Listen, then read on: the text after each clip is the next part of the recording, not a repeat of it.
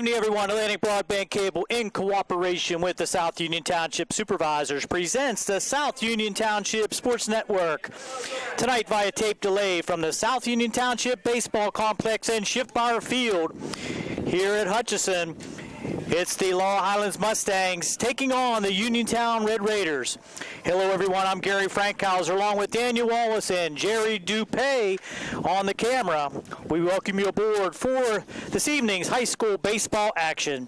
The South Union Township Sports Network coverage is brought to you as a joint cooperative venture featuring Township Supervisors Bob Schiffmeyer, Rick Vernon, and Jason Scott. Atlantic Broadband Cable, Armstrong Cable, and CUTV, with J.R. Wheeler and Gary Smith at the helm. Once again, this is Gary Frankhauser, Daniel Wallace alongside Jerry Dupay on the camera. We'll be right back with the lineups for both teams after these messages. You're watching the South Union Township Sports Network.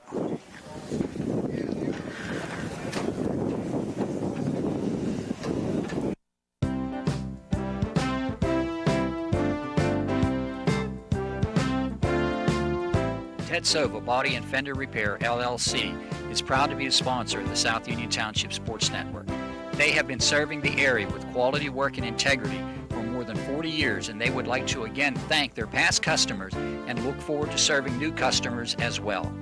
Ted Sova, Body and Fender Repair, LLC, works with all insurance companies and provides assistance with car rental arrangements that coordinate with the auto repair work. The rental company will meet with you at our facility to accommodate your rental needs. As a member of the DuPont Assurance of Quality program, our refinishes are guaranteed and all repairs have a lifetime warranty as long as the customer owns the vehicle. Ted Sova, Body and Fender Repair, LLC, clearly recognizes and understands the current and ever-changing atmosphere that exists in today's collision repair and insurance industries. So please contact Ted Sova, Body and Fender Repair, LLC, located at Atlas Road in Hopwood. That's Ted Sova, Body and Fender Repair, LLC, offering complete collision service for both domestic and foreign vehicles for more than 40 years. For more information, please stop by or call us at 724-437-2351. We care about the environment. We've always been an eco-friendly facility, and we are currently going through the process of being recognized by the U.S. EPA's Design for the Environment program.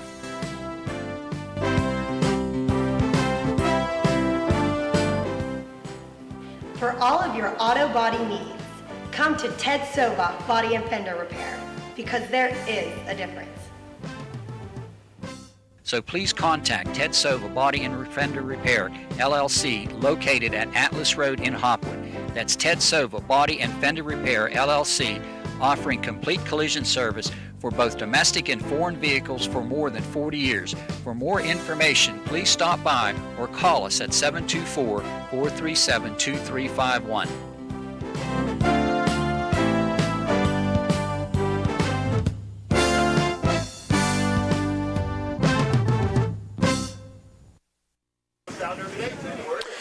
Here's your starters for the visiting Laurel Highlands Mustangs here at Hutchinson Field. Leading off and playing in right field is Lucas Boyle. Batting second, playing second base, is Troy Kiefer. Batting third in center field, number 11, Hudson Novak.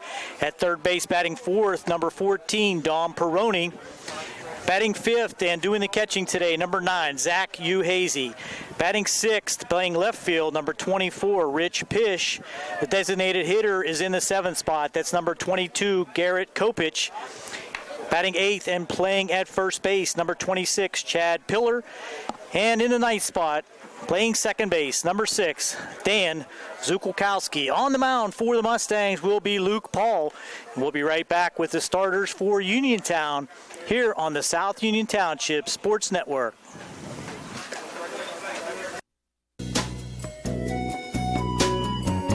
Centers for Rehab Services, CRS, a part of UPMC and the Center for Sports Medicine, is a proud sponsor of the South Union Township Sports Network and its coverage of area youth sports. Make Centers for Rehab Services your choice for all of your physical and occupational therapy needs. CRS, located at 160 Wayland Smith Drive, provides physical therapy, occupational therapy, work injury programs, and hand therapy. Valuing patient satisfaction is one of their highest priorities. Centers for Rehab Services offers a patient-centered environment where each patient has an individualized treatment plan developed for their specific needs. They are experts in helping you recover from injuries, increase strength, and build endurance. CRS professionals have become highly skilled through a strong commitment to continuing education and advanced certifications to ensure the most cutting-edge and cost-effective treatment for their patients. Jim Burns, a lifetime Uniontown area resident, is a licensed physical therapist and facility director of the Uniontown location, as well as a field faculty instructor for Duquesne University and for the University of Pittsburgh School of Physical Therapy. He invites you to stop by his state-of-the-art location and discuss your rehabilitation needs. Center for Rehab Services is participating with most insurance plans, including all Highmark products, UPMC Health Plan, and Medicare. Available 5 days a week and offering extended hours for patient convenience. Patients are seen within 24 to 48 hours and walk-ins are always welcome. Patients may also be seen through direct access, which does not require a physician's prescription. CRS worked with physicians and other healthcare providers to help you find relief, live your life again, and get you back into the game. For more information, call CRS at 724-437-7500. Where you treat for physical therapy is always your choice, so ask for Centers for Rehab Services. It's your health, it's your choice.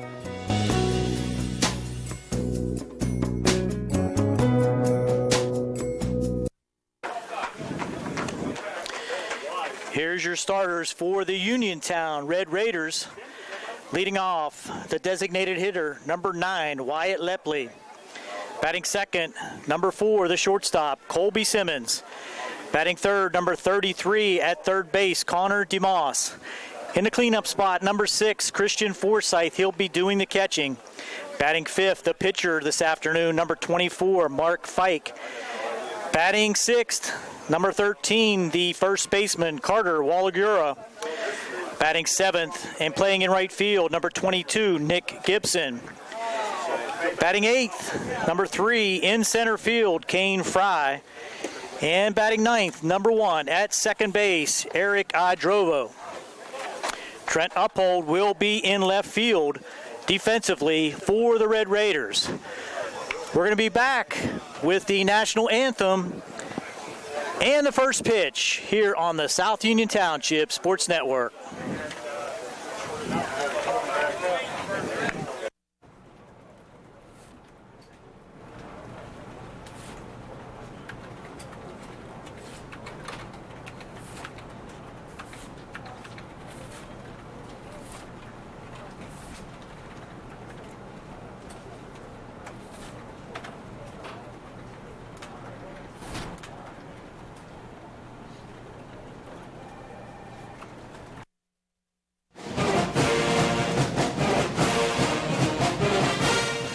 Good luck to the Mustangs from the South Union Township Supervisors, Rick Vernon, Jason Scott, and Robert Schiffbar.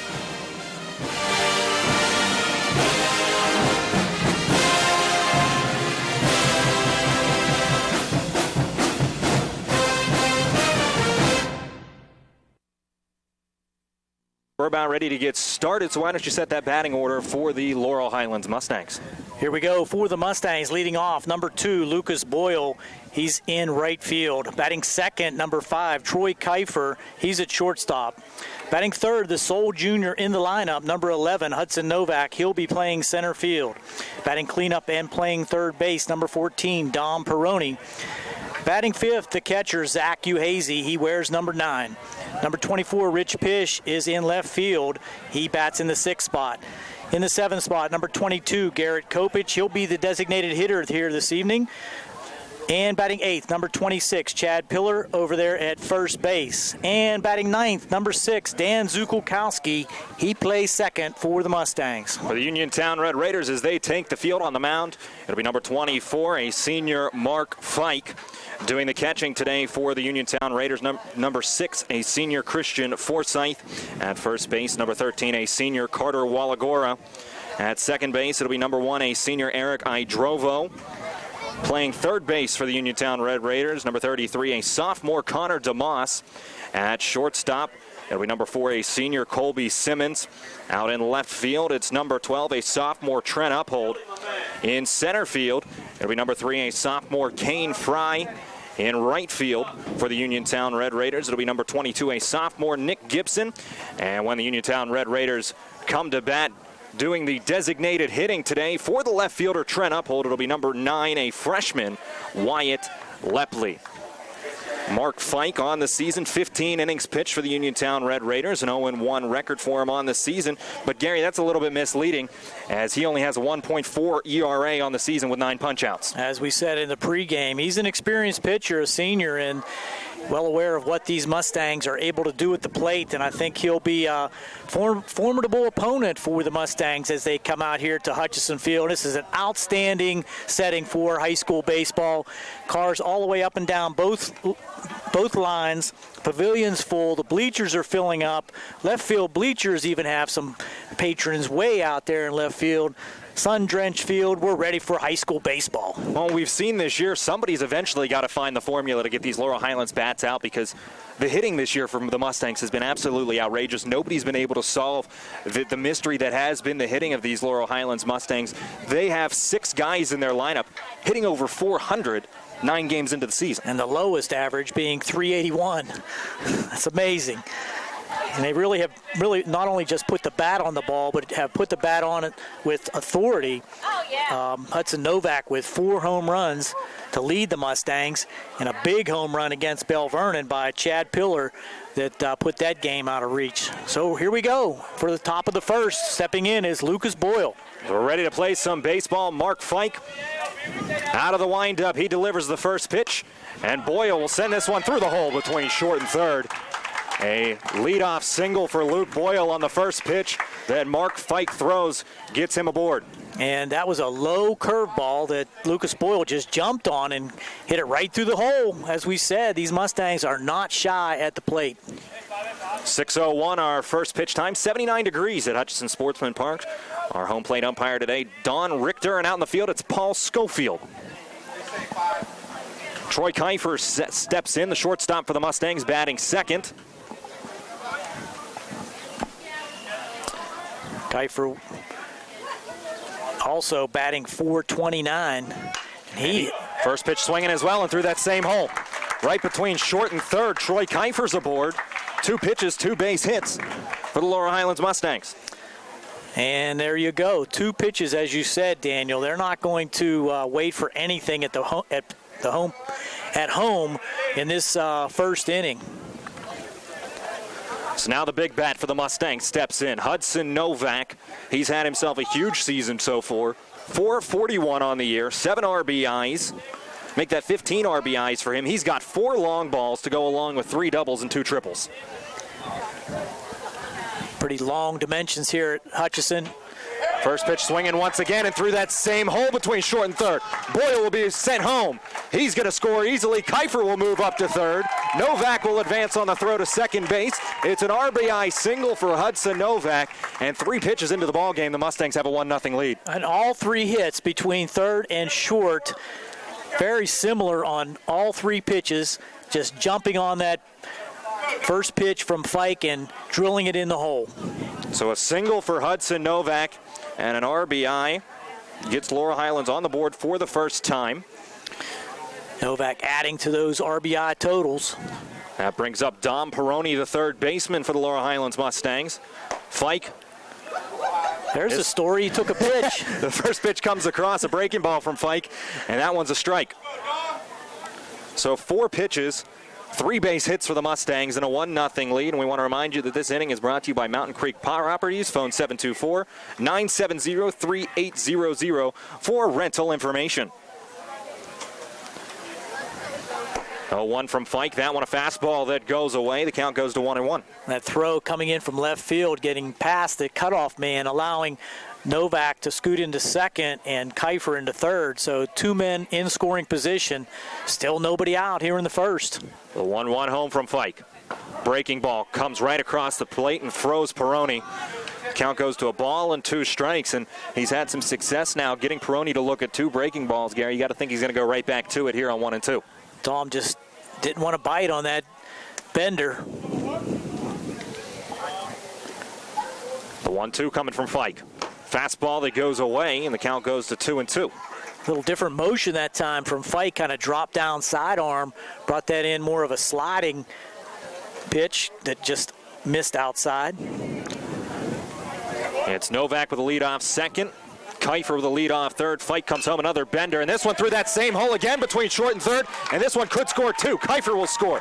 Novak will score easily, and a 2 RBI single for Dom Peroni opens this one up 3-0 early. The Mustangs on top. And it's just like instant replay. All 4 hits, the top 4 batters for the Mustangs, just right through the hole between short and third. Patience at the plate that time for Dom Peroni. Did not swing at the first pitch, but a little frustrating for Mark Fike, I would have to imagine, because although those were hard hit, if they're hit right at somebody, it could be, ground ball outs. And it's just about positioning there. And we're seeing now Connor DeMoss stepping a little bit further off that third base line as a throw over from Fike, checking Peroni back to the bag. As Coach Ken Musco telling Connor to step a little bit further off the third base line and protect that hole. As now into the box is Zach Uhazy for the first time today. Freshly mowed grass infield allows that ball to scoot through quickly. Another check from Fike over to first base, and diving back in head first is Dom Peroni. Zach Uhazy, a solid start to his senior campaign as well. .452 on the year, 6 RBIs for him. He's got 5 doubles and a triple. Fike first pitch home to Uhazy, and it's fastball down in the dirt. So we already have it, 8 pitches? 9 pitches. 9 pitches. 9 pitches from Mark Fike, yet to get an out. And just 9 pitches into the game, Laurel Highlands leads at 3-0. Uhazy makes Coach DeBerry go through the signals again. Wasn't quite sure he had the call that time. Big lead out there for Peroni over at first. Uhazy, he shows bunt early, and Fike will step off the rubber. Smart move there by Mark Fike. Wasn't quite sure what was going to be on there for the Mustangs. It looked like Peroni was poised to take off. And if a good bunt down the first base line might be an opportunity for a bunt hit. Shows bunt again, pulls back, it's a strike. Peroni looking to steal second. And he'll get in there just ahead of the throw. So swipe bag for Dom Peroni. Puts a runner in scoring position for Zach Uhazy on a 1-1 count. Nice to have that huge scoreboard out there in left field, Daniel, providing all the information to the fans here at Schiffbauer Field. Open stance for Peroni. Fike with the 1-1. This one sent down to third. Connor DeMoss will pick it up. Throw on to the first base bag, and Wallagoran. Peroni will move up after the throw. So it goes down as a 5-3 putout for Zach Uhazy. And Dom Peroni advancing 90 feet on the fielder's choice. But that ball was not too far off from being in the same place as the first 4 batters, and good move there by DeMoss to move over a little bit in the hole. Picks up the first out for the Red Raiders. And now the 6th batter in the Mustang order, Rich Pish, steps in, the left fielder for Laurel Highlands. And Coach Scott DeBerry being a little bit aggressive on the base paths, stealing Dom Peroni to second, advancing him on a ball hit to the left side of the infield. First pitch to pitch, a curveball for strike 1. Nice movement on that curveball for Mark Fike. You got to think Coach DeBerry is smelling a little bit of blood in the water here, up 3-0 already, only 1 down, and a runner 90 feet away.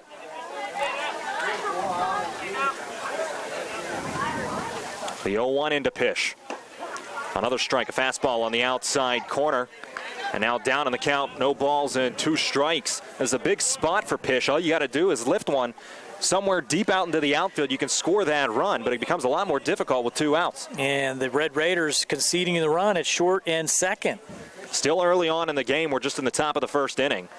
And Pish will foul one away down the first base line. That one gets out of play and avoids all the cars lined down the street down the first base line. Having trouble finding some parking out here. That's how crowded we are. It is filling up. Concession stand will do well here this evening, Daniel. Might have to hit that myself here between innings. One more time, the 0-2 coming to Pish. Fastball too high. Helmet level to Rich Pish, and he'll run the count to a ball and 2 strikes. Not much wind here at Hutchison. The flag is blowing slightly in, but that will not be a factor here this evening. 1-2. And Pish sends this one out into left field deep. It looks like it might stay fair. Going after it is the left fielder Uphold, but it's going to hook foul at the last second. That one may have had home run distance. That was a deep drive down the left field line, but it hooked just foul off the bat of Rich Pish. We do have a little trouble seeing it as we're right into the sun right now. Down that left field line, but should not be a problem for any of the players. And it's nice to get, as we get into the later innings here, for these kids to get to play a game under the lights. Usually we're playing 4 o'clock instead of 6 o'clock start. This evening, a special primetime game between the Mustangs and the Red Raiders. Pish calling timeout. Didn't like that Mark Fike was taking extra time getting the signals from his catcher, Forsyth. 1-2 home to Pish. Outside, a good eye from Rich Pish to lay off the breaking ball. It goes to 2-2. Doesn't get any easier with Kopich on deck. 412 average. Pillar follows him, 429. Zukulkowski, the 9th batter in the order, batting 409. 2-2 coming home. And that one comes inside, almost catches Rich Pish. And now after being down on the count, no balls and 2 strikes, he's run it back full. And if you're Rich Pish, you know at this point, Mark Fite, he's got to bring you something to hit. The one thing it does do for the Red Raiders, if he does walk Pish, is set up the double play opportunity with Pillar coming to the plate. The payoff, and Pish pop fly into the middle of the infield. And thereafter it is Colby Simmons. He'll make the catch. Just caught that one on the handle. Good pitch that time by Mark Fike. Jammed him. No chance for Pish to get the big part of the bat on the ball. Just looped it right over the pitcher's head, just right at second base for the easy catch there by Simmons. So now Mark Fike with 2 away has a chance to strand that runner. Peroni at third as Garrett Kopich steps into the batter's box. First pitch, a bender. That comes a little bit too tight to Kopich for ball 1. You already mentioned 412 for Kopich on the season, 6 RBIs for him, and 2 doubles.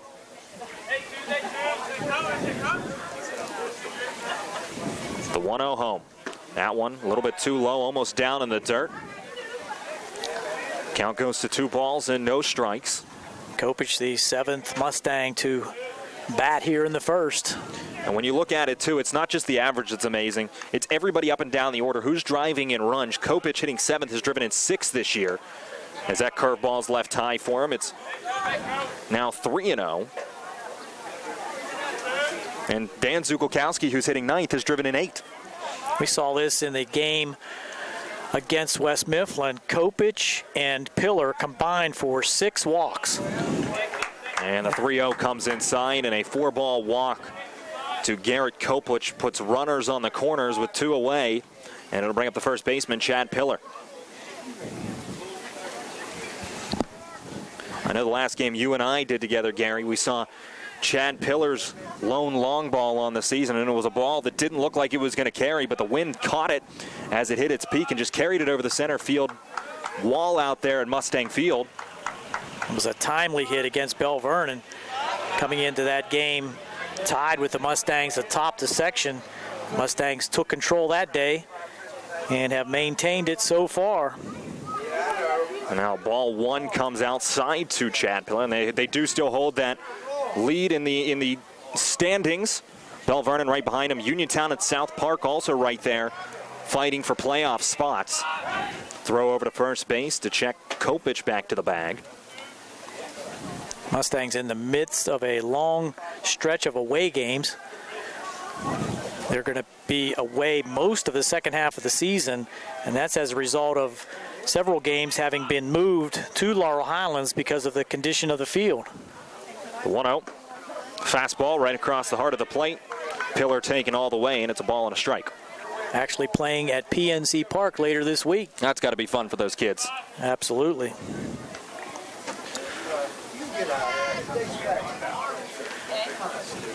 Runners on the corners. Peroni on third. Kopich off first. And Fike will check another throw over to the first base bag. One thing we have seen from Mark Fike so far today is his control's been there.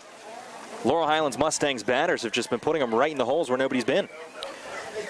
Now with 2 outs in the inning, trying to end this rally. 1-1. Ball outside and no throw as Garrett Kopich will take second base standing.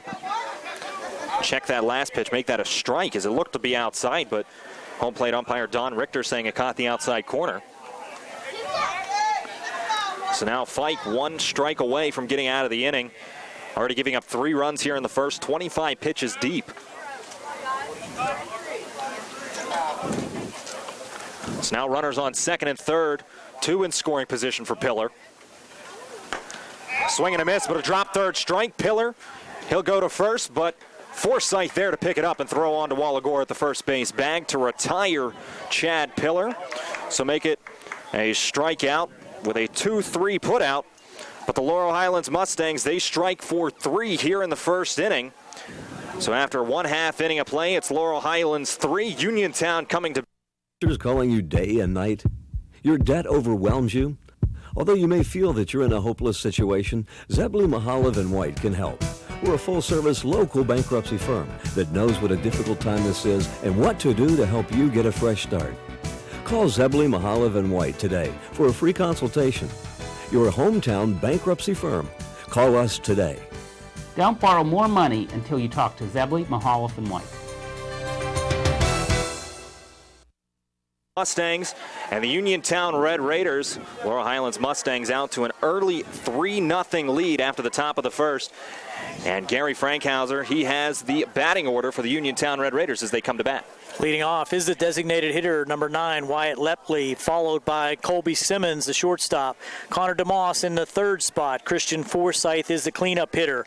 Mark Fike, your pitcher, is in the 5th spot. Carter Wallagura is in the 6th spot. Nick Gibson is the right fielder. He bats in the 7th spot. Kane Fry will bat 8th, and Eric Hydrovo is the 9th batter.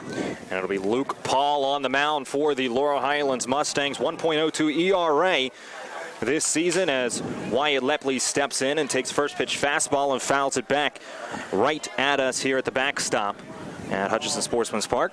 Had the pleasure of calling that no-hitter last week with Luke Paul facing West Mifflin. Faced just 1 more than the minimum, but for that would have been a perfect game. The 0-1 to Lepley as that one comes tight for ball 1. I already said 1.02 ERA for Paul this season. 2-0 record. He's thrown 13 and 2/3 innings. He's got 19 punch-outs on the season. So averaging over a strikeout an inning as Lepley will ground this one over to shortstop. Kiefer there for it, and he throws onto the bag at first. 6-3 the putout. Never ceases to amaze me how smooth Troy Kiefer is at shortstop. That guy has hands that are just like silk. And it plays look so easy when he makes them, but as you know, Daniel, that's not the case. Well, Don Peroni almost cut that one off as well. As you know, Gary is a third baseman. Usually, if you can get to it, you go ahead and take it, but he let that one roll right through to his shortstop, Kiefer, who had an easy put out at the first base bag. Now stepping in, it's Colby Simmons as he takes a first pitch ball low. Simmons, second highest average, making the 3rd highest average on this Uniontown team. 400 on the season for the Red Raider shortstop. Next pitch, a fastball that comes across for strike 1. Luke basically works 2 different pitches, but he changes speeds very nicely and catches the corners. Has pretty good control. 1-1 sent towards third, and that's past the outstretched glove of the diving third baseman, Dom Peroni. Simmons, he'll round the first base bag and head for 2, and he's going to be in at second with a stand-up double. Now the ball rolling through the infield a little bit, but holding at second base will be Simmons. That ball was just out of the reach of Don Peroni, and he was playing over in the hole, giving a lot of space down that third base line. Nice piece of hitting there by Colby Simmons. Sets the Red Raiders up with a man in scoring position. Well, now coming off that no-hitter, at least Luke Paul now doesn't have to worry about that. He can just throw as he usually does now as Connor DeMoss steps into the batter's box. Right-handed hitting sophomore for the Red Raiders. First pitch from Paul. Swung on a fastball by DeMoss for strike one. Saw Connor in the basketball season get some action for the Red Raiders. Well, I'll tell you what, if he had the height of his brother Colin, teams would be in trouble when it comes to basketball because Connor, a very skilled basketball player as well. Next pitch comes across for strike two.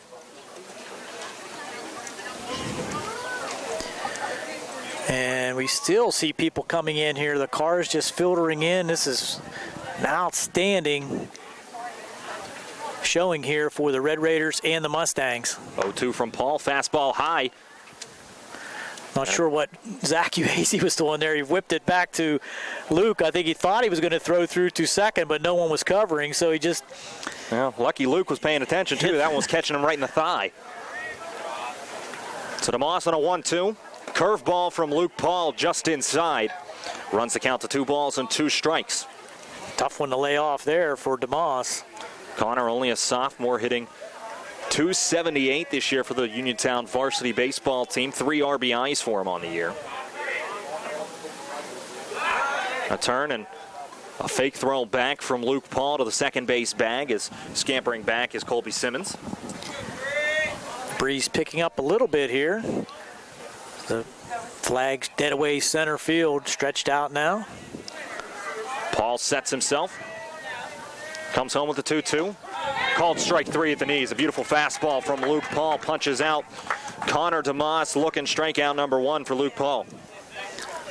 And that was an excellent pitch just on the outside corner. Tough one to reach there for DeMoss, and brings up Christian Forsythe, the Red Raider catcher. This inning brought to you by Ford of Uniontown, Route 40 West, located on the top of the hill across from Walmart. As now a strike called on the outside corner, a fastball to Christian Forsythe, and a throw down from Uhazy late. As Simmons gets back in at second base. Zach threw that one from one knee. He's got a strong arm behind the plate to Zach Uhazy. We see that from him on the mound as well. 0-1 home to Forsythe. Curveball left a bit high. His count goes to a ball and a strike. Christian, the best average on this Red Raiders squad, .444 coming into this afternoon. 4 RBIs for him.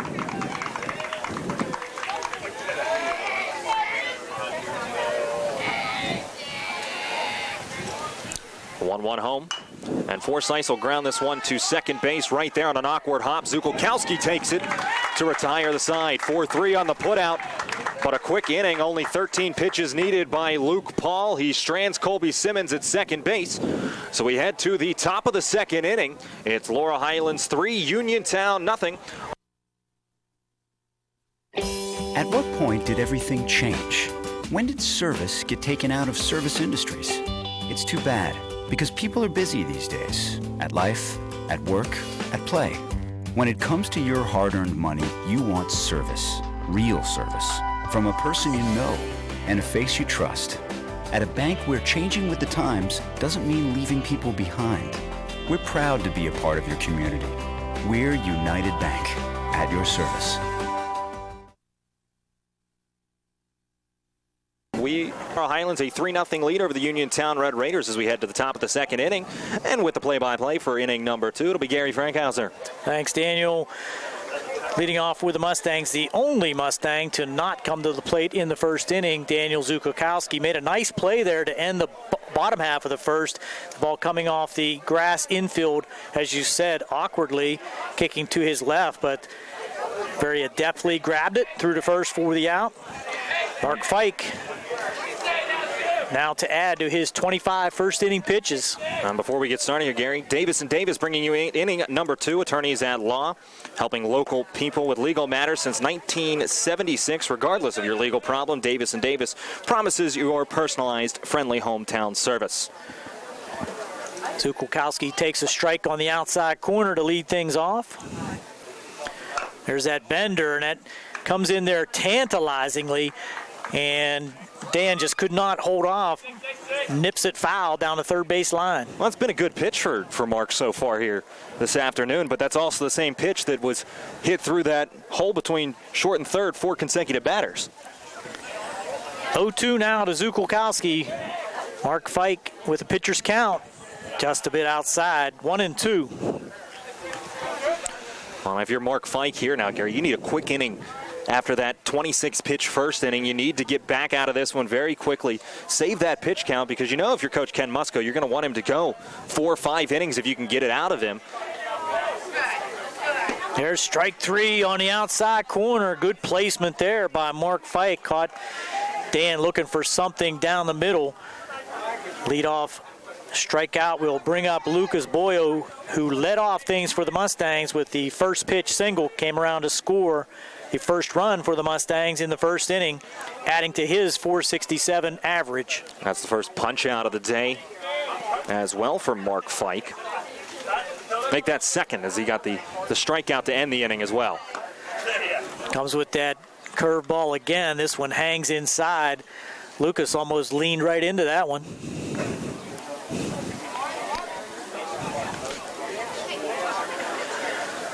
Here's the 1-0 pitch. That's another curveball outside and low, ball 2. So feeding Lucas a diet of off-speed pitches here so far, 2-0 with 1 out. Well, one thing we've seen from Luke this year, too, being a leadoff guy, he's not always the most particularly patient hitter at the plate, but this time showing very good patience. There's 3-0, another curveball just missing outside. As he jumped all over that first pitch curveball in the first inning.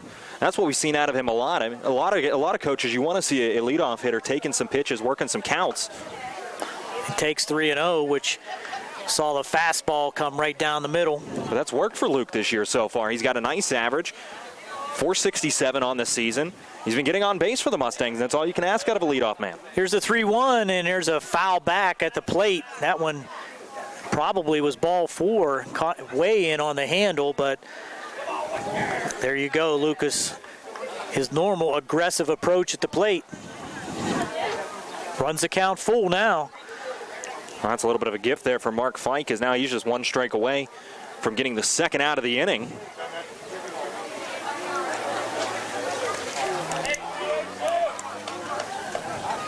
Fike gets his signal now, comes to the plate.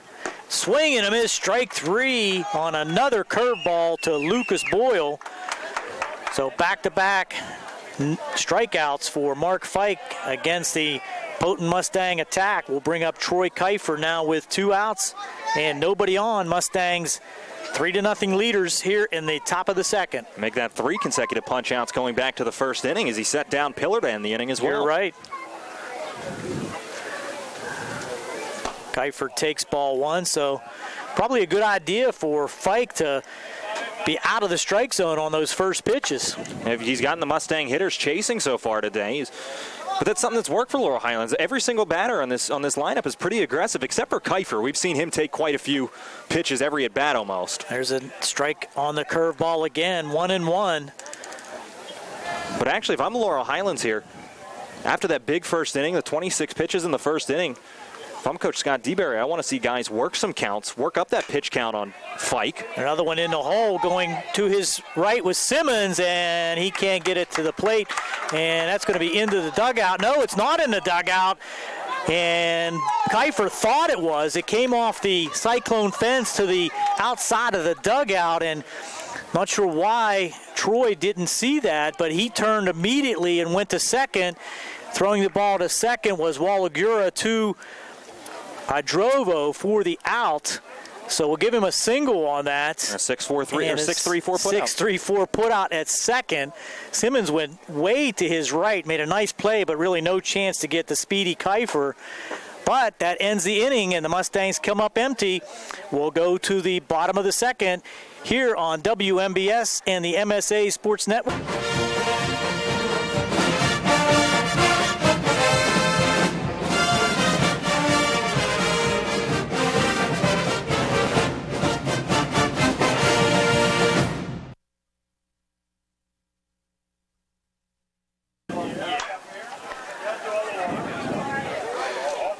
Red Raiders bring up Mark Fike, who fouls off the first pitch.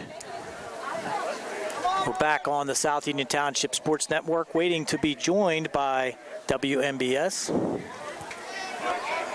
The 0-1 pitch, foul back. 0-2 to Mark Fike.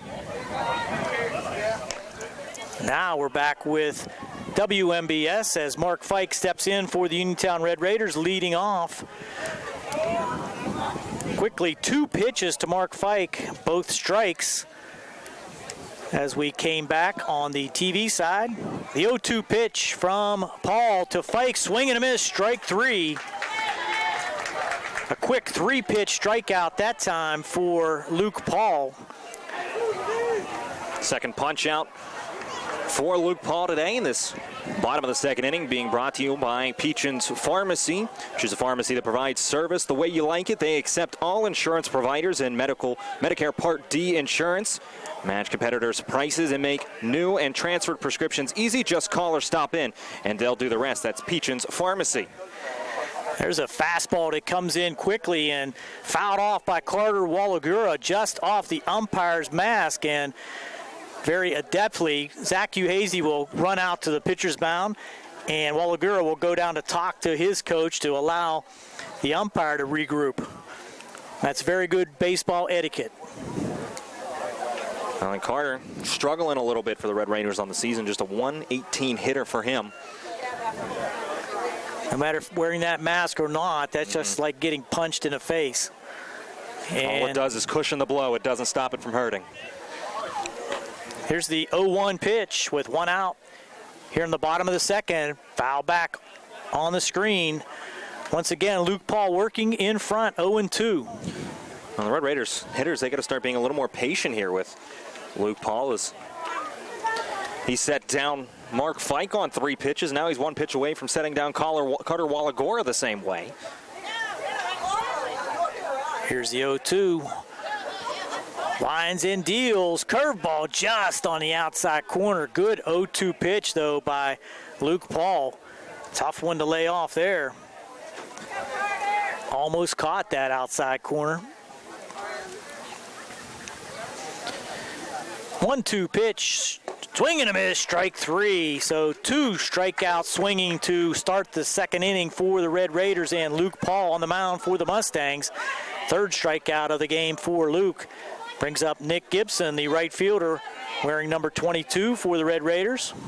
Just 143 for Nick on the season. He's got 1 triple, though, on his campaign.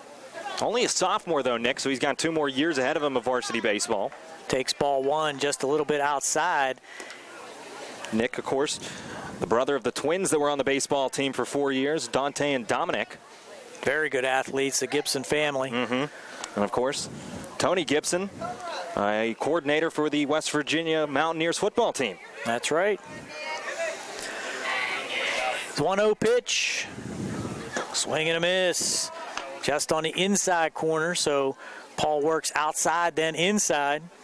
1-1.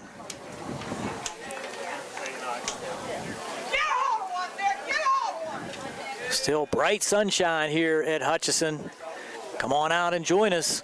Bring your transistor radio to pick up this action. Here's the 1-1 pitch. Wow, just outside. 2 balls and a strike. Now, better for them to come out here than listen to us, that's for sure. Well, you can do both.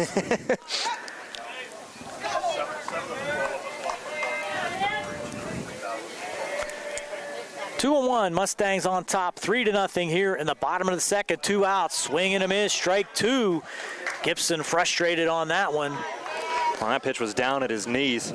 Not a good pitch to hit for Nick. He was ahead of the count. He could have been a little more selective. That one may have even been down below the knees.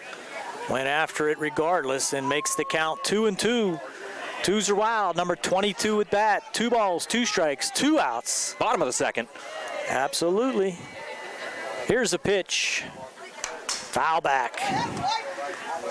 That's a good job there by Gibson, though, to just spoil that high fastball away. That was close, probably let her high. Got to protect on 2 strikes no matter what, and if nothing less, he at least gets to see 1 more pitch. Keeps all the 2s on the board, too. Also, I should say.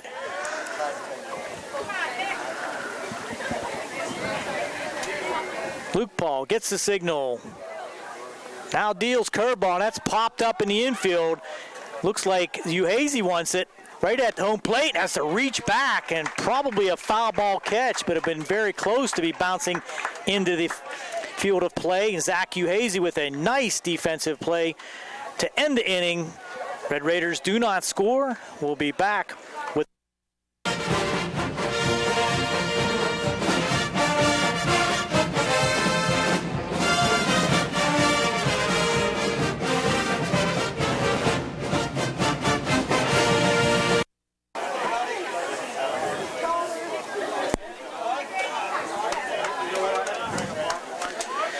here for your play-by-play in the third inning, Daniel Wallace. First pitch from Fike to Hudson Novak. Right-handed Mustang center fielder fouls one back into the backstop.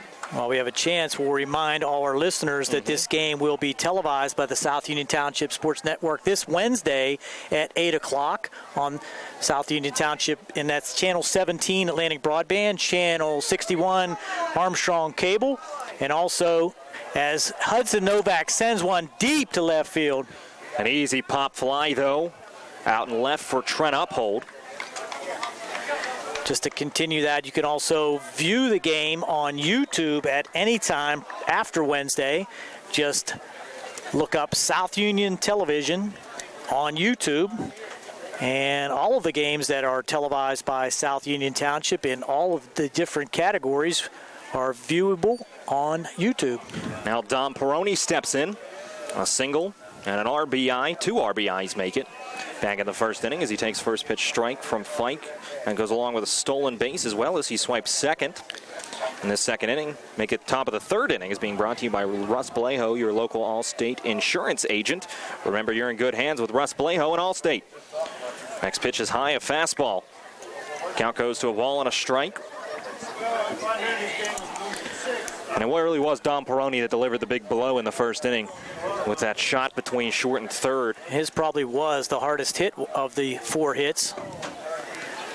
A curveball drops below the knees for 2 balls and a strike, and that scored both Hudson Novak and Troy Kiefer. But a very good second inning for Mark Fike as he retired the Mustangs in order, striking out 2.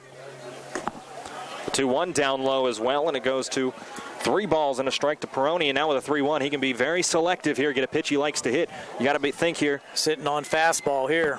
Adjust for the curve.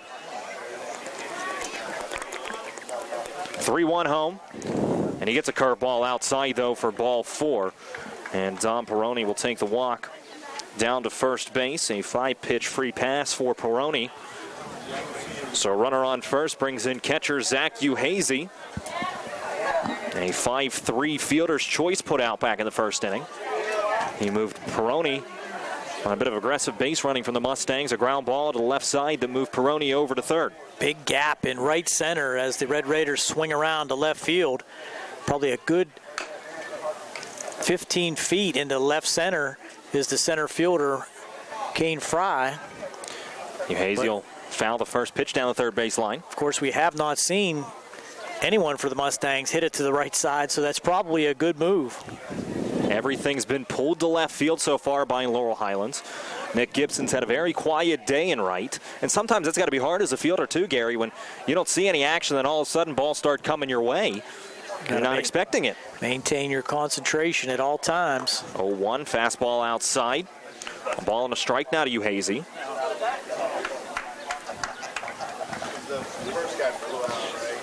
And for Zach Uhazy, catcher is probably where he belongs, but he is no slouch on the mound either. The Mustangs like to have him behind the dish, but we saw him the other day twirl a gem as moving on the pitch is Peroni, and the ball's thrown into center field. So Peroni will steal second. He'll move up to third on the throwing error by Christian Forsyth. And that ball being thrown to the right side, the right field side of second base, having to come a long way was Fry because he's playing out there in left center field. Really no chance to get over there and back that up as far to that side of the base as it was. So easily into third base was Peroni. So back on third where he was stranded in the first inning. This time he's there with only one away. 2 balls and a strike to Uhazy. As the curveball sent out to short. Simmons will throw onto the first base bag to retire Uhazy. Playing up on the play right on the grass. No chance for Peroni to advance. So good strategy there by the Red Raiders. They'll be able to back up now with 2 outs. So Colby Simmons retires Zach Uhazy, 6-3 on the putout. And now with 2 away, Peroni in danger of being stranded at third base once again with Rich Pish coming to the dish. Was jammed in the first inning, hit a little looper right over the pitcher's mound, caught by the shortstop Simmons. First pitch from Fike, and Pish will foul this one away. Right over top of the Laurel Highlands Mustangs dugout down the first base line.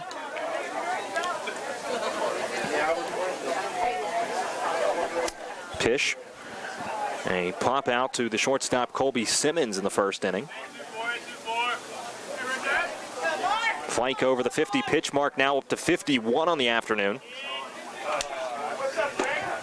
The 0-1 right on the outside corner, and now Pish. We saw him last time be down 0-2, brought it all the way back to a full count before popping out. So he's back down in that 0-2 hole once again. Probably needs to protect a little bit more, as Mark Fike seems to have found a little bit of a groove here after the first inning. 0-2 home to Pish. Curveball well outside. He lost that one. That was a waste pitch, so tried to get him to chase, just had it way outside. Just didn't quite get the snap on it. He started it too far away. It's now a ball and a strike, still well ahead. Mark Fike, he can throw another one out of the zone and try to get Pish to chase here. The 1-2, and he does just that. Curveball in the dirt. Good stop there by Forsythe, ranging to his right to grab that one, preventing Peroni from having any opportunity to advance from third base. So 2 balls and 2 strikes now to Rich Pish, and we've got those deuces wild up on the scoreboard again.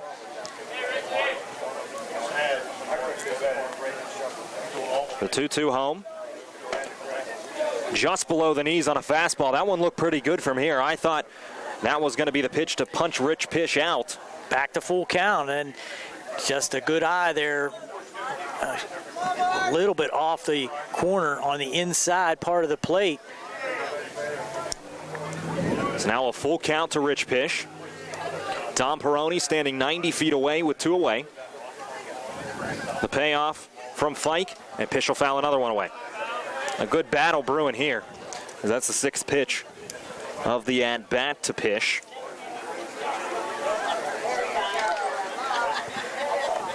That one probably right at letter high, not one that Pish could chance taking for ball 4. I'll look for a fight to come with the curveball here. Payoff one more time. Curveball just misses the inside corner, and he lost him. But a great job by Rich Pish to battle back, down 0-2 in the count, and he works himself a 7-pitch free pass. So now first and third, and Kopich will step in. He walked in the first inning, was stranded out there to end the inning.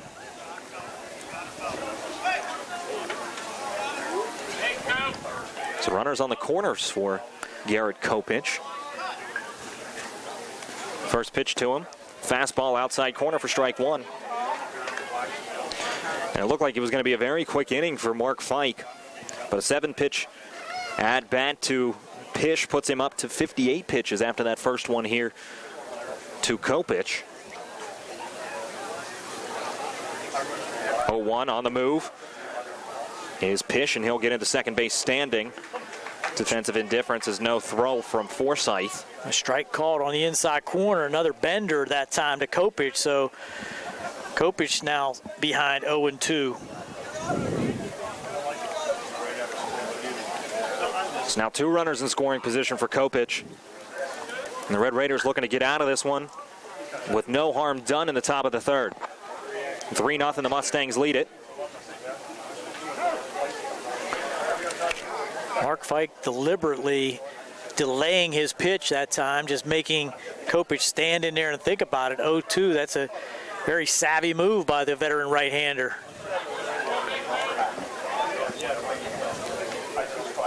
The 0-2 home. Bit too high as Kopich takes the ball. Kopich wanted to go after that when you saw his feet moving in every direction possible to try to get a bat on that one, but good job to hold up and not chase after anything. All you're going to do with that one at best is pop it out to right field. The 1-2 as Fike comes set. Pischoff second, Peroni off third.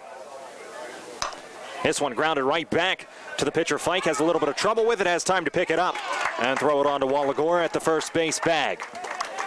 So after a nice start to the inning for the Mustangs, they can't scrape anything across. It's 3-0. Laurel Highlands leads Uniontown as we head to the bottom of the third inning. As the loft.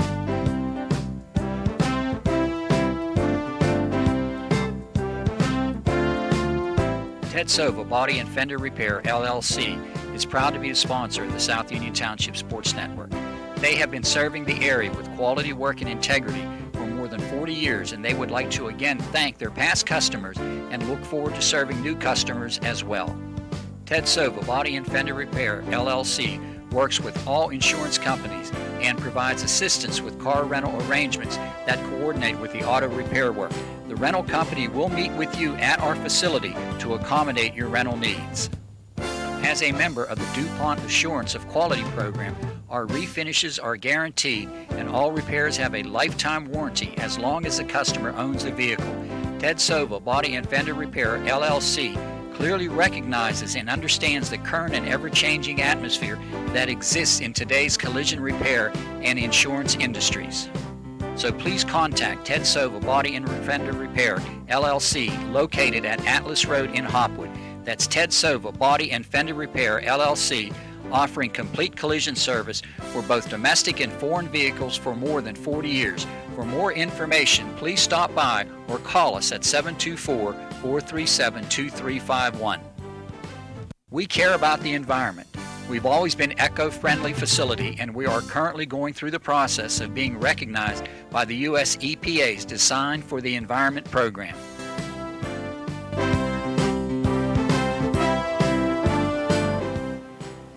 For all of your auto body needs, come to Ted Sova Body and Fender Repair, because there is a difference.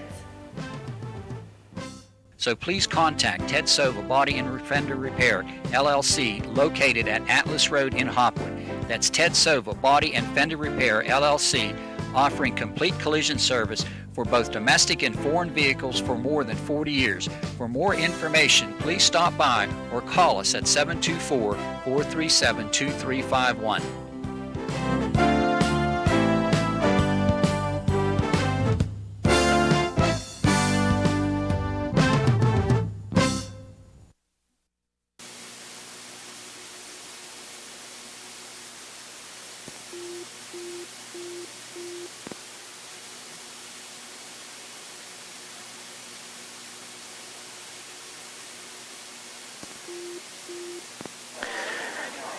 Number 3, Kane Fry, now stepping in for the Red. As Luke Paul comes to the plate 1-1 here in the bottom half of the third inning. 3-0 Laurel Highlands. The dribbler just down the third base line. So when you think that the technical problems can arise, they always do, as we have lost the signal here with the WMBS listeners, but we'll reconnect that as Kane Fry now faces a 1-2 count for the Uniontown Red Raiders.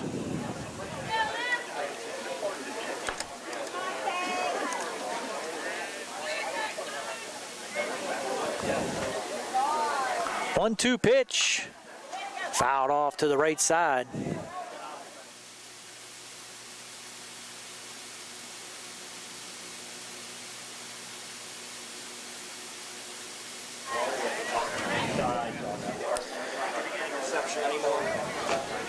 And of course, yeah, it just went off. And now I can't get the phone cord out because Brian wraps it around everything because he doesn't properly wrap. Here's the 1-2 pitch. Just outside, 2-2. Literally everything. So just play spots and just ahead. I'm going to try to get the phone cord hooked up.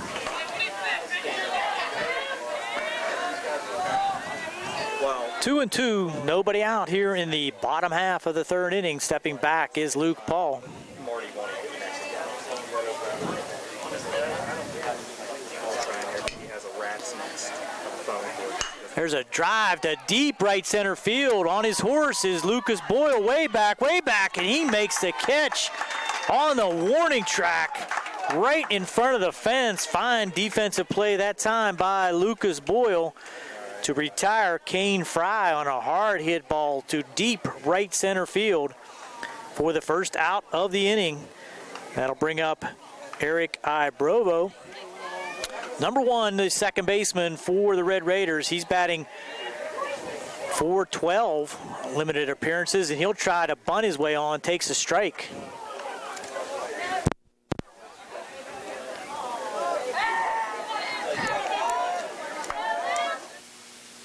Inning.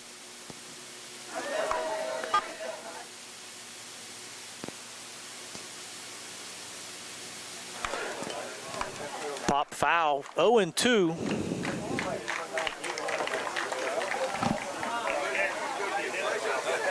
Brian never wraps anything right, so you have to, because this is how he wraps cords.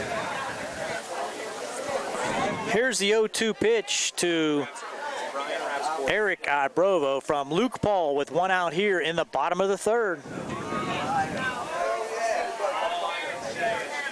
Swing and a miss, strike three for the second out of the inning. Quickly working Luke Paul.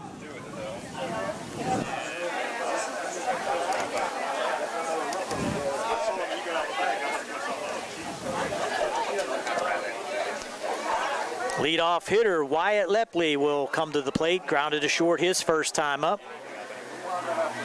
Here's Luke Paul inside, almost clipping Lepley with that one. 3-0 Mustangs on top. Bottom of the third inning. Red Raiders trying to get something going. I mean, this might give us, I don't know. Here's a pitch. That's on the inside corner for a strike. 1-1 the count. 2 outs here in the bottom of the third. Luke Paul winds and deals. There's a shot to right side, and that's grabbed nicely there by Chad Pillar. He'll take it unassisted for the third out of the inning. So once again, Luke Paul faces the minimum, and we'll be back with the top half of the fourth here on the South Union Township Sports Network.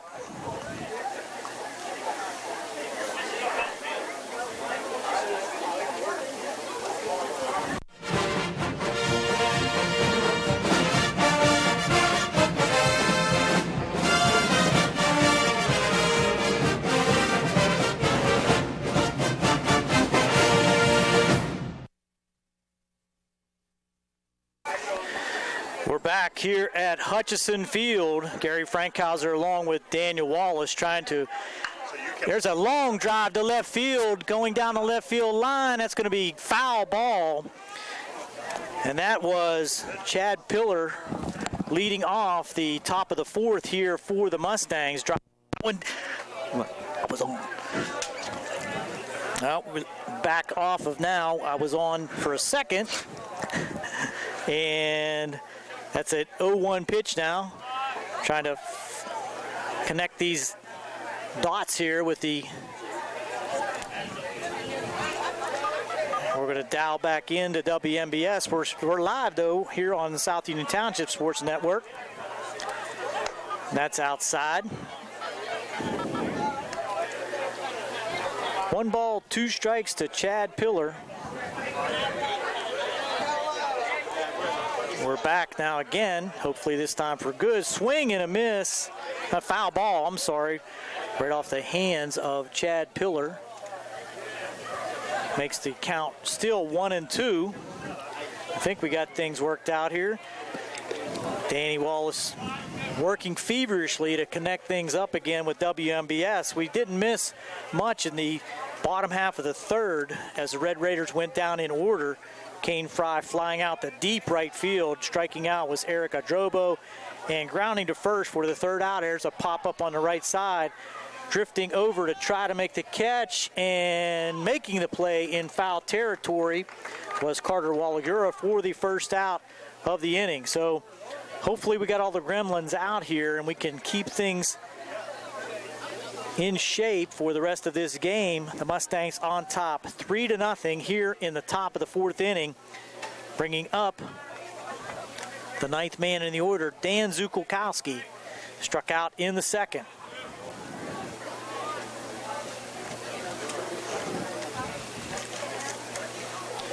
He's going to try to bunt his way on, just chips it foul back to the screen. So Zukulkowski with his speed trying to get on any way that he could. Unsuccessfully trying to bunt.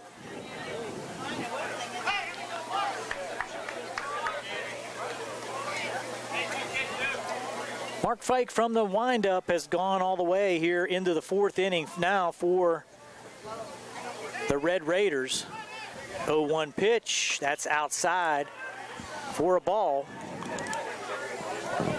Well, he's looked strong too, Gary, ever since that first inning. He went through those first four batters with some trouble, those singles, but ever since then. He did actually find a groove here. Here's the pitch, and there's a pop-up on the right side again. Going back is Walagura, scooting over from his second base position, and making the play was Eric Adrovo. Nice play, going a long way from his second base position and making the play in foul territory down the right field line for the second out of the inning. So this is the Mark Fike we expected to see. Nice to have you back, Daniel. Oh, well, thank you. I was running around working up a little bit of a sweat. Yeah. Brings up Lucas Boyle with 2 outs.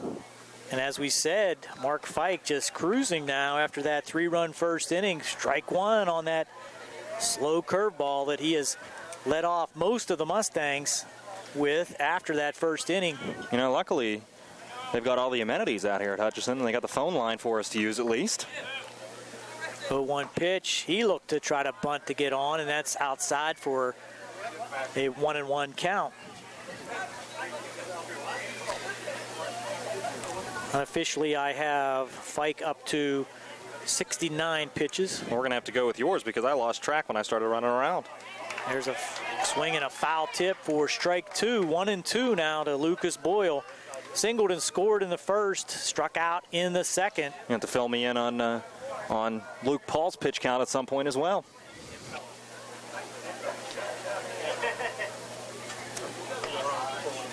Here's a pitch, and there's a high chopper to second base. Ibrova over, grabs and throws and gets the runner. Boyle speeding down the first base line for another 1-2-3 inning. Moving right along, that's the end of the top of the fourth. We'll be back with the bottom of the fourth. Mustangs leading 3-0 on.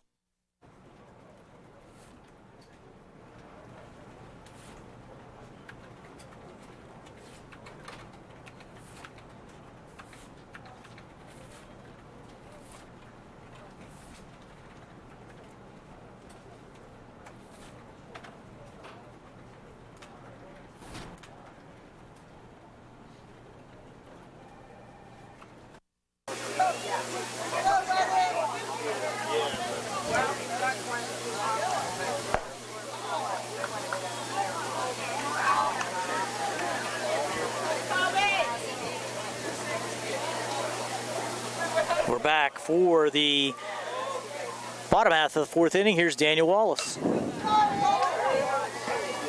As Colby Simmons rips that one down the line to the left, now 0-2. I'll keep it here. Okay, Dan. You're right. I'm the even. Yeah. Well, we had so much trouble here. It's hard to keep track who's doing this. You just threw me off guard for a second. Well, I'll keep you on your toes. 0-2 pitch to Colby Simmons. Strike three, swinging. Nice curveball there by Luke Paul. I have him up to 39 pitches here in the fourth inning. Well, that's what we're going to roll with because I've lost track running around. So in this half inning, it's going to be brought to you by General Dentist Dr. Edward Wheatek. Your bottom of the fourth. You would think this is our first outing here, Daniel. We've been... Isn't it? Swing and a miss by Connor DeMoss. Stepping in, he struck out looking in the first, so Luke Paul cruising along, facing just one more than the minimum so far here this afternoon, giving up just one hit through 3 1/3 innings. That one's outside, 1-1. And Connor, a strikeout back in the first inning. Put together a strong at bat, seeing quite a few pitches, but eventually was worn down and struck out looking. 1-1 pitch from Luke Paul. There's a shot quickly to the right side toward the Mustang dugout for strike 2, just off the end of his bat. Now makes it 1-2. Well, now just a bit behind on that fastball, too, was Connor shooting that right towards the first base dugout. And that's as a result of Luke changing speeds. He does that very nicely. And you've got him that far behind. If you're Luke, I got to think you got to go right back to that fastball. And he did, but brought it in high, 2-2. The sun just trying to set out there behind the left field fence. Trying to do us a nice little favor.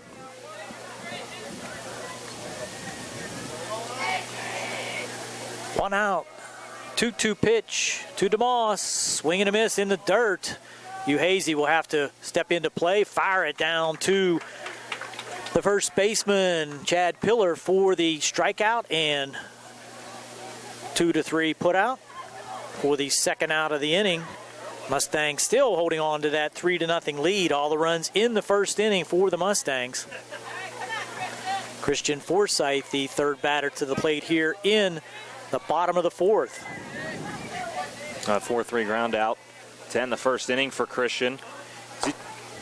Turns as if he was going to bunt and pulls it back for ball 1. You got to wonder if there was ever a chance that he was going to offer it then. With 2 outs, nobody on. And Christian being the best hitter on the club at 444.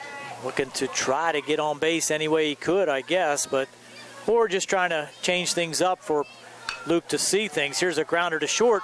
Kiefer up with it. Roxon throws it to first base for the final out of the inning, 6-3. That'll do it for the Red Raiders. 1-2-3 in the fourth. Still 3-0 Laurel Highlands. Just sit right down and you hear a tale of a fateful call. You better pay those bills right now or you take a mighty fall. He really didn't know what to do, so he turned to those who did. Zeppeli, Mahalev, and White, your bankruptcy crew, your bankruptcy crew. So no matter how deep in debt you are, if your back's against the wall, Zeppeli, Mahalev, and White, just give them a call. Back to Hutchison Sports Complex. The Laurel Highlands Mustangs leading the Red Raiders 3-0. We're moving to the top half of the fifth inning here on WMBS and the South Union Township Sports Network. Here for the play-by-play, this time Daniel Wallace. And this top of the fifth inning, we're brought to you by the Centers for Rehab Services. Leader in physical therapy. Visit physical therapist Jim Burns on Wayland Smith Drive or call 724-437-7500. The Center for Rehab Services. Relief is closer than you think. And they've been going quick on us, but now they decided to slow things down a little bit as we head to the top of the fifth inning. Mark Fike getting quite a few throws in there. I think the concession stand told them that they have to slow things down. They can't sell enough. Sell some more hot dogs, hamburgers, popcorn, ice cream. They got everything back here. It's been nonstop. They're doing good business today. I'm a little jealous. I'm going to have to get back there, I think, between innings. Well, now we're ready to get things going in the top of the fifth, and it brings up Troy Kiefer. 2 for 2, but a little bit unusual the last time at bat. Got on a infield single. First pitch, a curveball from Fike for strike 1. Wild throw at first base, went off the Cyclone fence, and Troy turned to second base and was thrown out, trying to stretch that wild throw into an extra base. And it didn't skip that far away. I think he just thought it went out of play and thought he was getting the free bag. Yeah, you could tell that because he was kind of just jogging at first. Well, because there is that line drawn right across where the dugout is, where the fence is. It goes right to the corner of the dugout. And I thought the ball caught the fence. I never thought it got into the dugout area. It did. Fouled away by Kiefer to make it 1-2. So I don't know why Kiefer was on the move there, but thrown out trying to move into scoring position. And Mark Fike, give him credit, since that first inning, has given up no hits to the Mustangs. I'm sorry, 1 hit in the second inning, but that was the one that Kiefer got thrown out on. So he's really settled down after allowing 3 runs before he recorded his first out. Fastball outside. It's 2-2 now to Kiefer. And talking to Troy's Uncle Dan Bolish before this one, Troy's getting some looks for baseball. Well, he should. He is a very good defensive player and puts the bat on the ball a lot. As he puts the bat on this one and sends it out to third, Connor DeMoss. His throw is going to be well late. That's another infield single, and this time Troy stays on the outside of that white line and trots back to first base, so he's 3 for 3. A good outing for Troy Kiefer. He scored a run as well. And he deserves to get some looks. With the way he plays the game, he's a slick fielding shortstop. I really like his game. He's a joy to watch. And I'm sure he can transition, make that easy transition too if somebody wants him to, over to the second base side of the bag. And now on the move on the first pitch to Hudson Novak, and Kiefer's got a swipe bag as well. Huge jump on that play. No chance for Christian Forsythe to throw him out. He was 3/4 of the way down the line before Christian received that pitch. So the first pitch to Hudson Novak goes as a ball outside. And they called that a strike. That looked well outside to me, but it's going to be called strike. I think he might have taken a check swing at it. Kind of missed it with the action.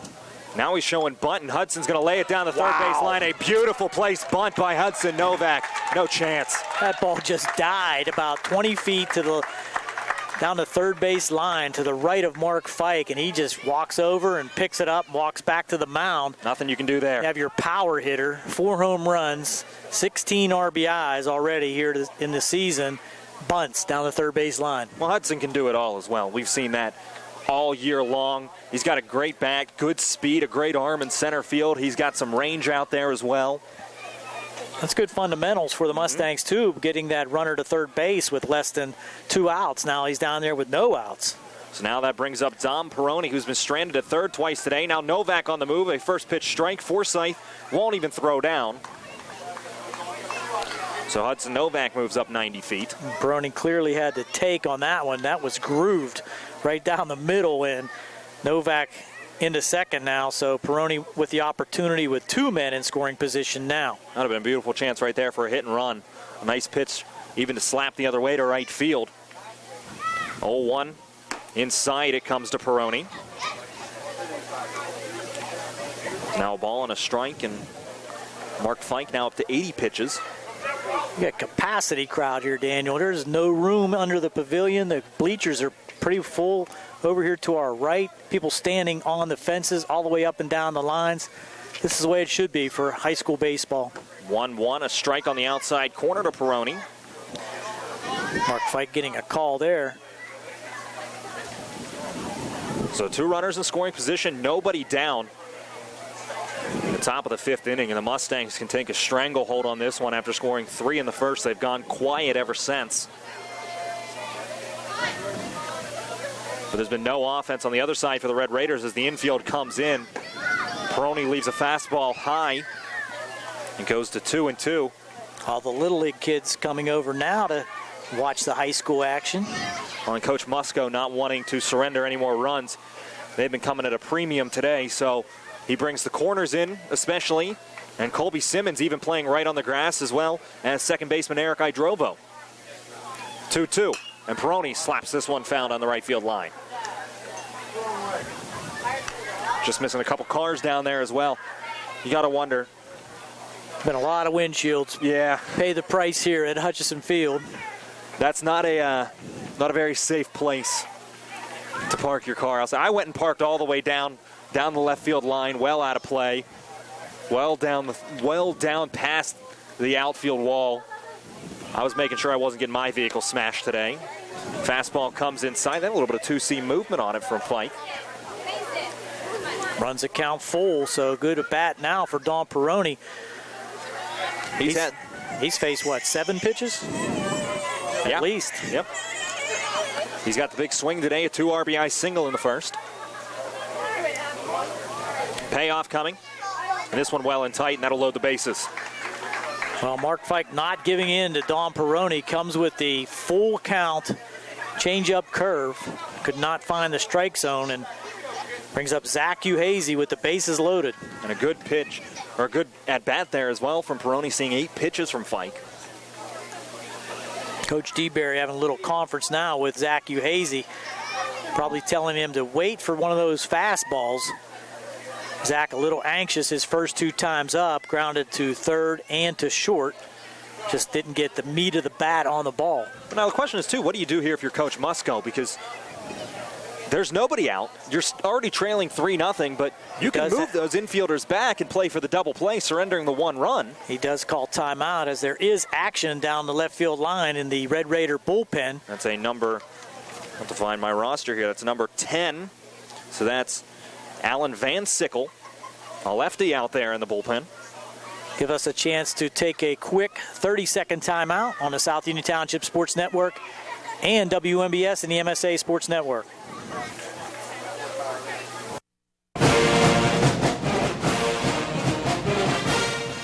Good luck to the Mustangs from the South Union Township Supervisors, Rick Vernon, Jason Scott, and Robert Schiffbar.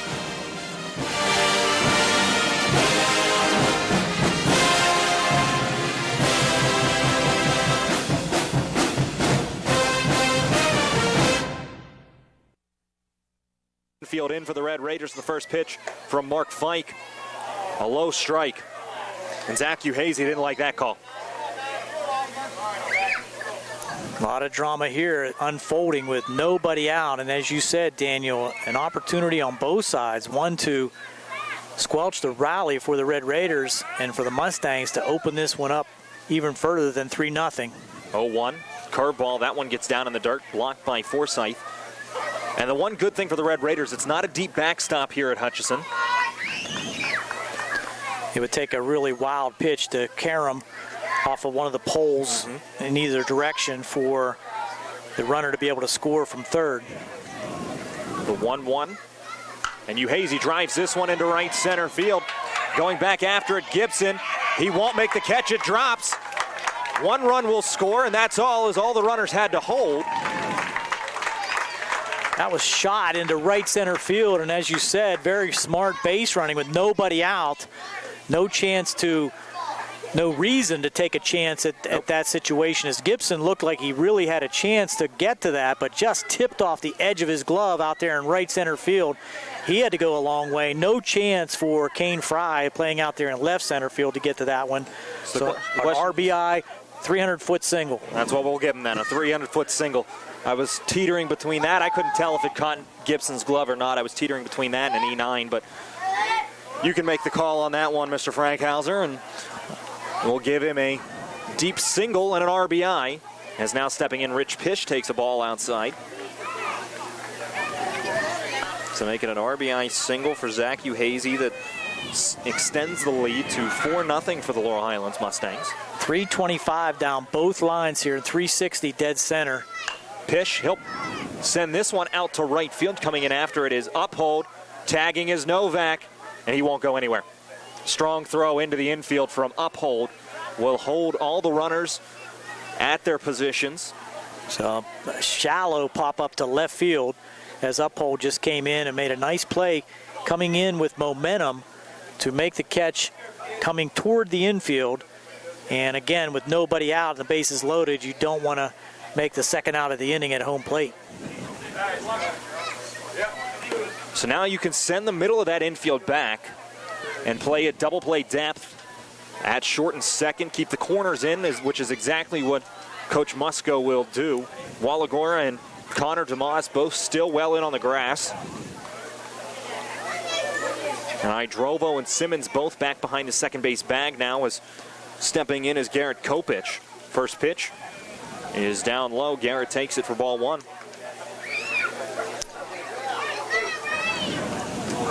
It's now into his 5th inning of work. 4 1/3 so far for Mark Fike, up to 91 pitches. Strong work, though.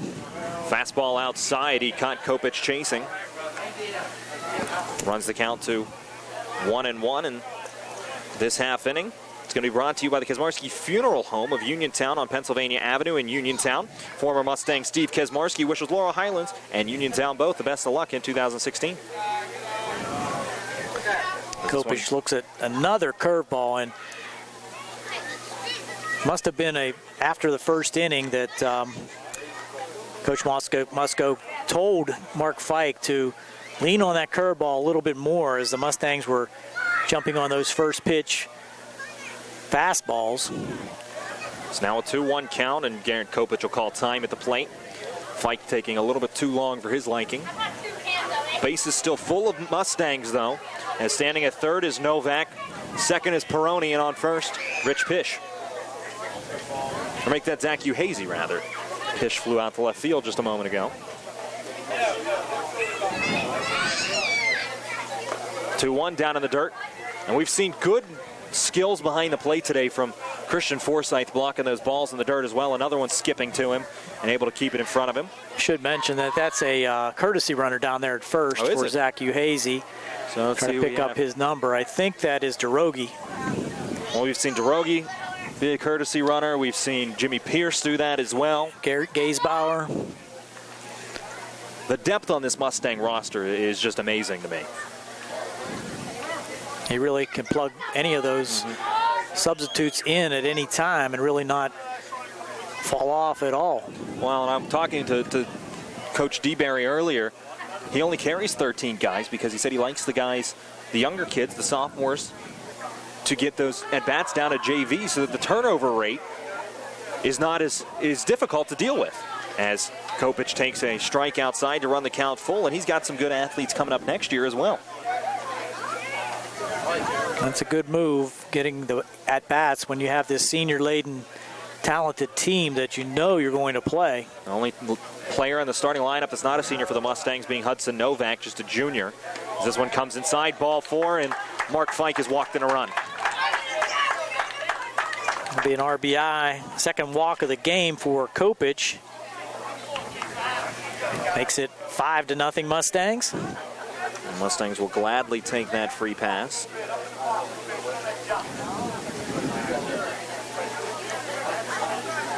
Make that actually, Gary, the 5th walk of the game for Fike.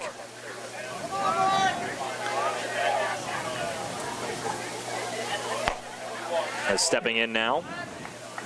2 walks in the inning, you're right about that, as Chad Pillar steps in. Pillar. And 0 for 2 today, a strikeout in the first, and a pop out back in inning number 4. He fouls this one down the third base line to make the count 1-1. And now 98 pitches for Fike as he's getting close to that century mark. Might be the last inning for Mark, regardless. The 1-1 home. And that one goes outside, and so this pitch will get him to the century mark. The next one is that's a ball outside to Chad Pillar. 5-0, Mustangs lead it. We're in the top of the 5th. Dan Wallace, Gary Frankhauser with you.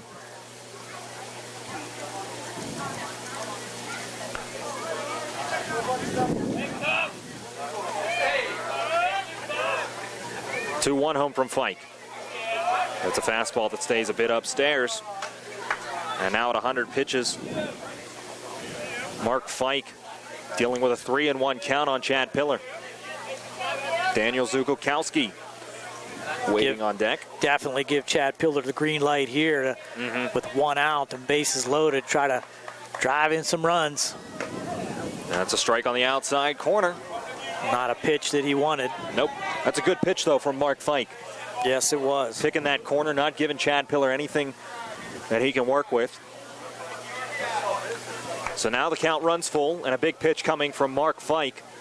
With the bases full of Mustangs and only 1 away in the top of the 5th. Payoff. Comes high, ball 4. Back-to-back walks for Mark Fike. Makes it 6-0 Mustangs. I think that's going to do it for Mark Fike. Just kind of struggling here a little bit here in the 5th inning. Keeping that control, and that's hard to do when you get up around that 100 pitches. So, That will be a pitching change. As coming to the mound is Uniontown head coach Ken Musco. So we'll take a break. We'll be right back. It's a Law Firm Radcliffe Diaz High School Sports Day on 590 WMBS, the MSA Sports Network, and the South Union Township Sports Network.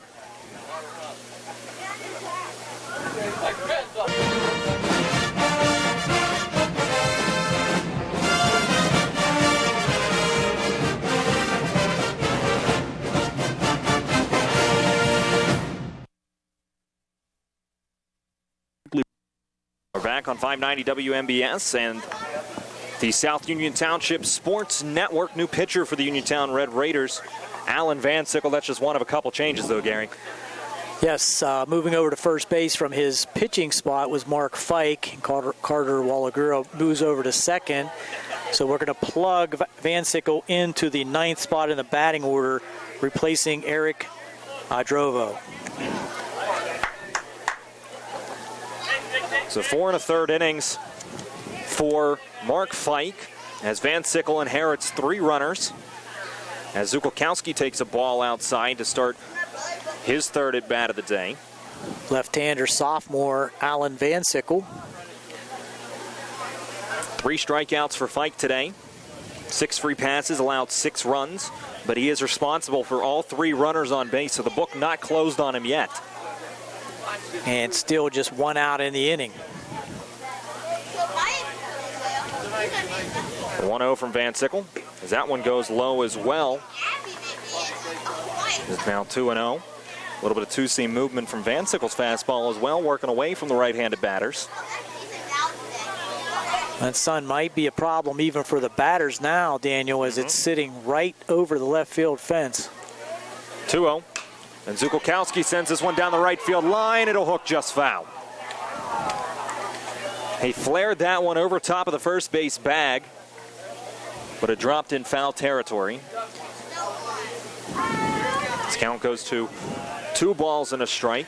Good idea by Zukolkowski, that tailing fastball from the left-hander, tailing away from the right-handed hitter.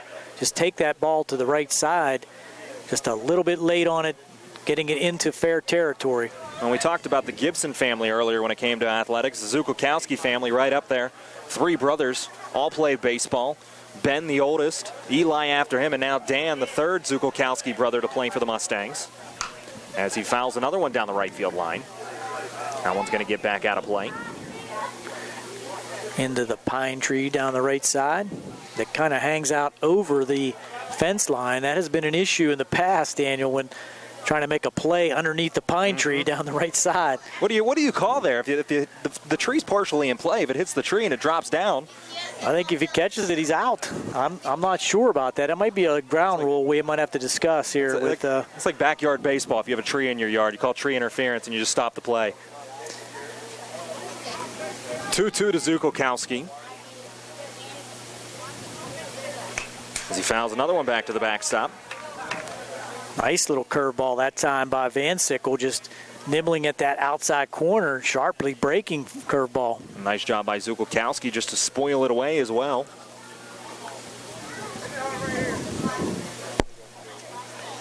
So 2 balls, 2 strikes, only 1 away for the Mustangs. The bags are full, and Van Sickle will step off the rubber. Corner still in for Uniontown on both the first and third base side, and the middle infield playing back, as now the middle infield tandem being Colby Simmons and Carter Wallagura. I think that's DeRogie down at third, Pish at second, and Kopich over there at first for the Mustangs. 3 runs across for him here in the top of the 5th. Zukolkowski swung on and missed for strike 3. A nice fastball from Alan Van Sickle gets Dan Zukolkowski to strike out. And that's a big second out. And this will be huge for the Red Raiders if Van Sickle can come in, face 2 batters, and strand 3 runners. Lucas Boyle, the 9th batter of the inning. Singled in the first, scored, struck out in the second, grounded to second in the 4th. Second punch out of the day for Zukolkowski's Van Sickle's first. First pitch to Luke Boyle goes outside for ball 1. Looked like that had some knuckleball movement on it.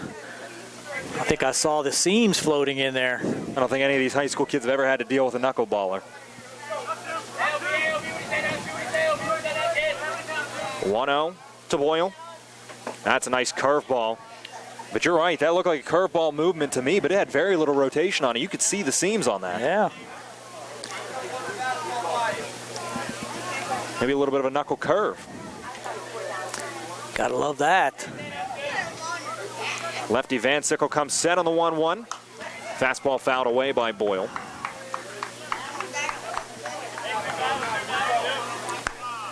For the most part, though, the Red Raiders have done a pretty good job of limiting the offense of the Mustangs. This inning's just been a little bit of trouble, but... Yeah, really only we have 3 hits in the inning. The 1 drive to deep right center field. But 2 of the runs coming on free passes. You're right. Pitch goes outside to Boyle. It goes 2-2, and deuces are wild. 2 balls, 2 strikes, 2 outs up on the board. And number 2 at the plate.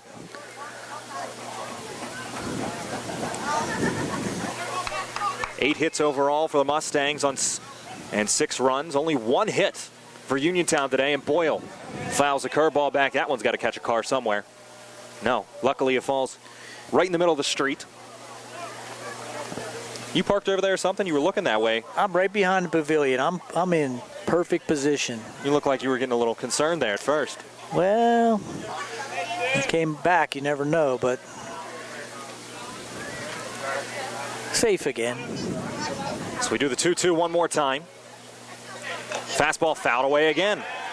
And a good at-bat being put together by Luke Boyle.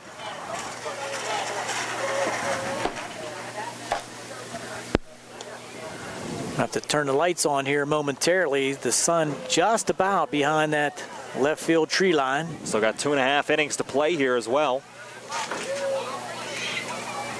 2-2 again from Van Sickle. And Boyle grounds this one over to third. DeMoss can't get a handle on it, and a run will score. Tough play going to his left, but certainly one that DeMoss will tell you he should have made. So on the air is Lucas Boyle. So the courtesy runner, DeRogie for Uhazy, comes in to score. Everybody else moves up 90 feet. And it's Kopich and Pillar, and now Boyle aboard on first. So the inning continues. Almost out of it were the Red Raiders, but now they have to deal with Troy Kiefer.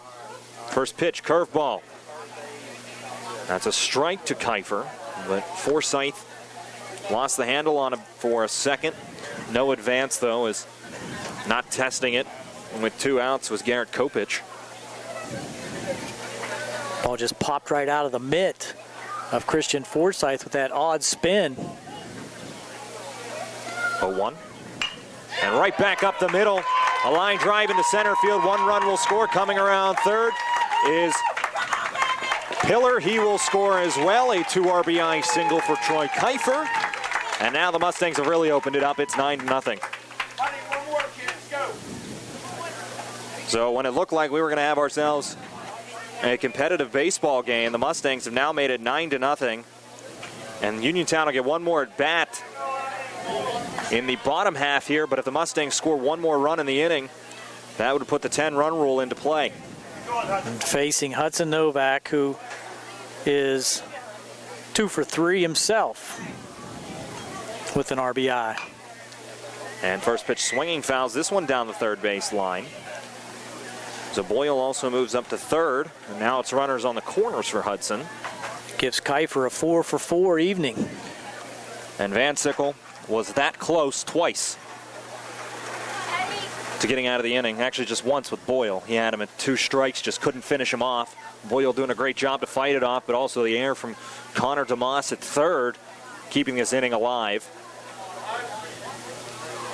The 0-1 Forsythe set outside. The pitch goes outside, because maybe they were expecting Kiefer to run. That looked like a little bit of a pitch out. Yes, it did. So 9-0 Mustangs lead on 9 hits. No reason for Coach DeBerry to send Kiefer with the 10th run at third base. You don't want to possibly run yourself out of that, but he goes anyway. Pitch high, and now Kiefer's on the move.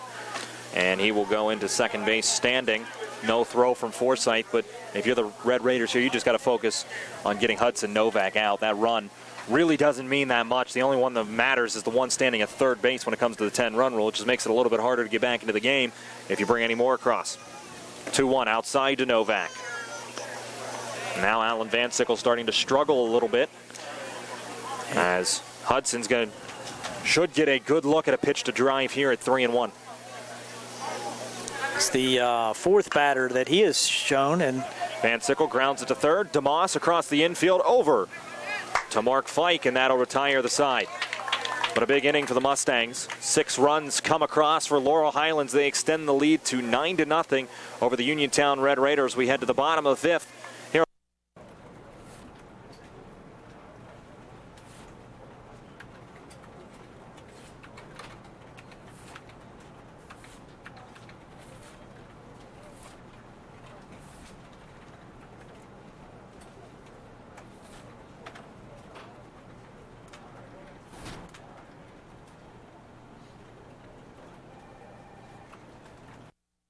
Union Township Sports Network. It's 9-0 Mustangs as we head to the bottom of the 5th inning.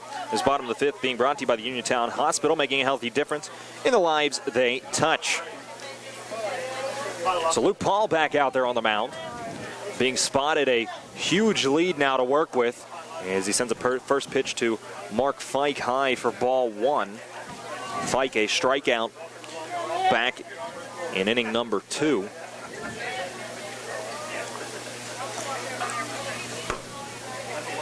1-0 comes inside to Fike.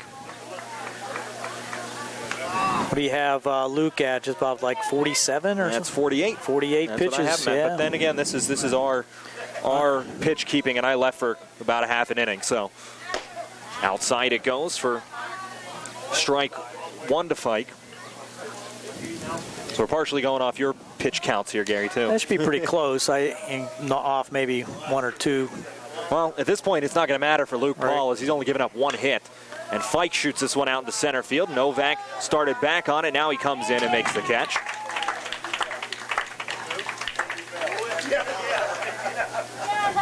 So Hudson Novak, just athletic.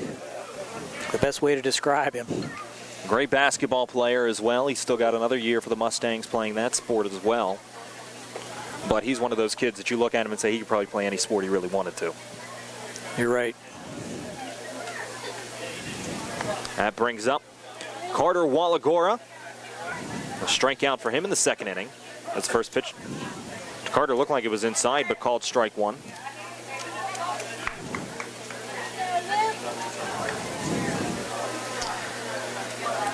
Pitch count for Luke Paul now up to 50. Very efficient, too, Luke Paul, into his 5th inning of work. Only at 50 pitches as Wallagora lays down a bunt. Out from behind the plate, Uhazy throws it away. Out of the reach of Chad Pillar. Wallagora is going to move up 90 feet. He's going to move up 180 feet as that ball went all the way out into the corner, and he'll stop at third. So an error from the catcher, Zach Uhazy, turns into essentially almost a triple for Carter Wallagora as he goes 270 feet to third base. Well, the ball was just out in front of home plate, and Uhazy did the right thing, called off Luke Paul, said, I'll take it, grabbed it barehanded, and tried to rush that throw just a little bit, threw it wide of the first baseman, Chad Pillar. And as you said, with that strong arm of Uhazy, that ball went all the way down into the right field corner. Well, he did the right thing coming out, calling off the pitcher, Paul, as the first pitch comes into Nick Gibson. Is that pitch called strike 1, but came out, did everything right, got in front, gave a good angle for the first baseman, Pillar, to receive the ball, but just threw it out of his reach. The 0-1 home. And that's another strike to Gibson. There's Nick now down in a hole, 0-2. Speaking of Nick Barczyk, our studio engineer today back at WMBS. Doing his normal bang-up job. The 0-2 home, and a high pitch swung on a fastball that Nick Gibson fouls into the netting. But just trying to stay alive on the 0-2. That one up above the letters, almost eye level. Protecting with 2 strikes. Got to give him credit for that. The 0-2, and Gibson swung on and missed, strike 3. Another strikeout for Luke Paul, and puts him up to 7 on the afternoon. And Nick, with a big opportunity to put Uniontown on the board, goes down swinging, and it brings up Kane Fry. This is a situation, Gary, where Uniontown, they really need to bring that run in from third. As Fry takes a first pitch called strike. Fry hit a long drive to deep right field that Lucas Boyle tracked down back in the third inning. Best hit ball for the Red Raiders all afternoon. The 0-1 coming home from Paul, and that pitch high for ball one. Of course, Kane Fry, a very good football player as well for the Red Raiders.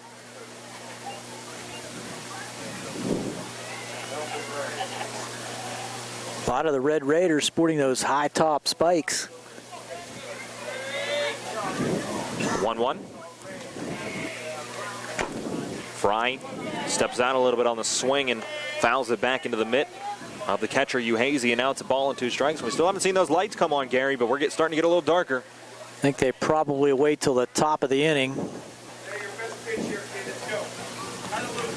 1 ball, 2 strikes. Luke Paul looking to get out of the inning. It goes outside to Fry, and now it's 2-2. Deuce is wild again at 2 balls, 2 strikes, and 2 away.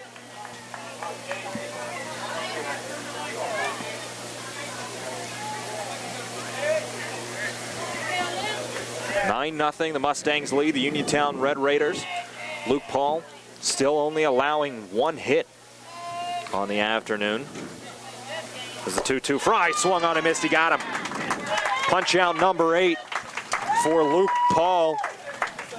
And the Red Raiders with a golden opportunity to get on the scoreboard. Strand a runner 90 feet away. 9-0. The Mustangs lead the Uniontown Red Raiders. We head to the top of the 6th. It's a law firm.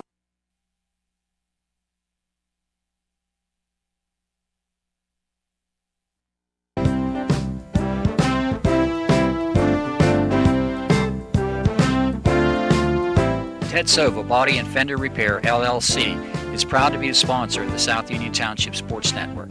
They have been serving the area with quality work and integrity for more than 40 years, and they would like to again thank their past customers and look forward to serving new customers as well. Ted Sova Body and Fender Repair, LLC, works with all insurance companies and provides assistance with car rental arrangements that coordinate with the auto repair work. The rental company will meet with you at our facility to accommodate your rental needs.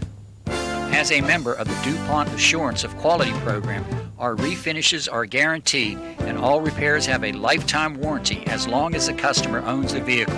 Ted Sova Body and Fender Repair, LLC, clearly recognizes and understands the current and ever-changing atmosphere that exists in today's collision repair and insurance industries. So please contact Ted Sova Body and Fender Repair, LLC, located at Atlas Road in Hopwood. That's Ted Sova Body and Fender Repair, LLC, offering complete collision service for both domestic and foreign vehicles for more than 40 years. For more information, please stop by or call us at 724-437-2351. We care about the environment. We've always been an eco-friendly facility, and we are currently going through the process of being recognized by the U.S. EPA's Design for the Environment program.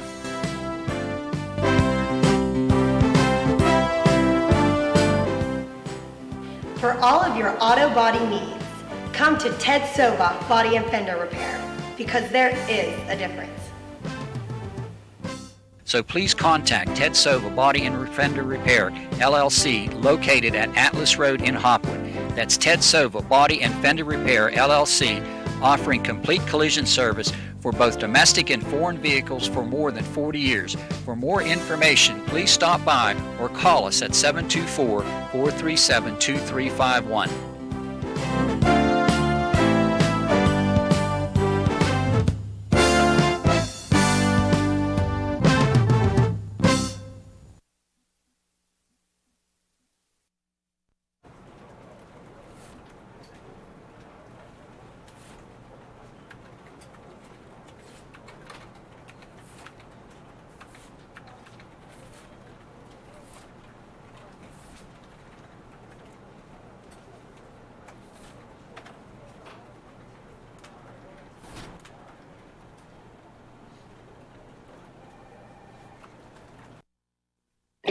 At what point did everything change?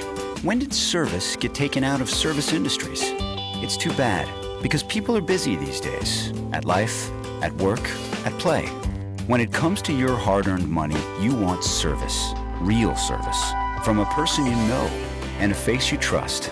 At a bank where changing with the times doesn't mean leaving people behind. We're proud to be a part of your community. We're United Bank, at your service.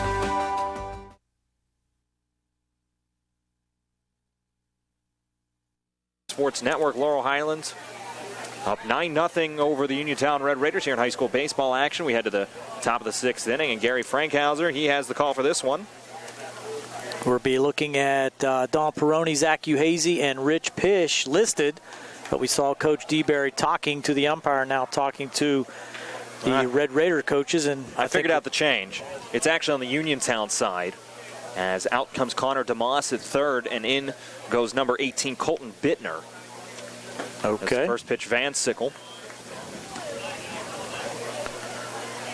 In for a strike on that curveball. So he gets placed in there at third base, a junior for the Red Raiders. Peroni looks at strike 2 on that curveball. A little bit different motion from Van Sickle as opposed to Mark Fike, the left-hander, showing some pretty good control coming in relief. 0-2 pitch. There's a pop foul on the right side. All kind of people over there just kind of be heads up as that ball falls harmlessly in the grass. And it looks like still that's the only change, though, for the Red Raiders.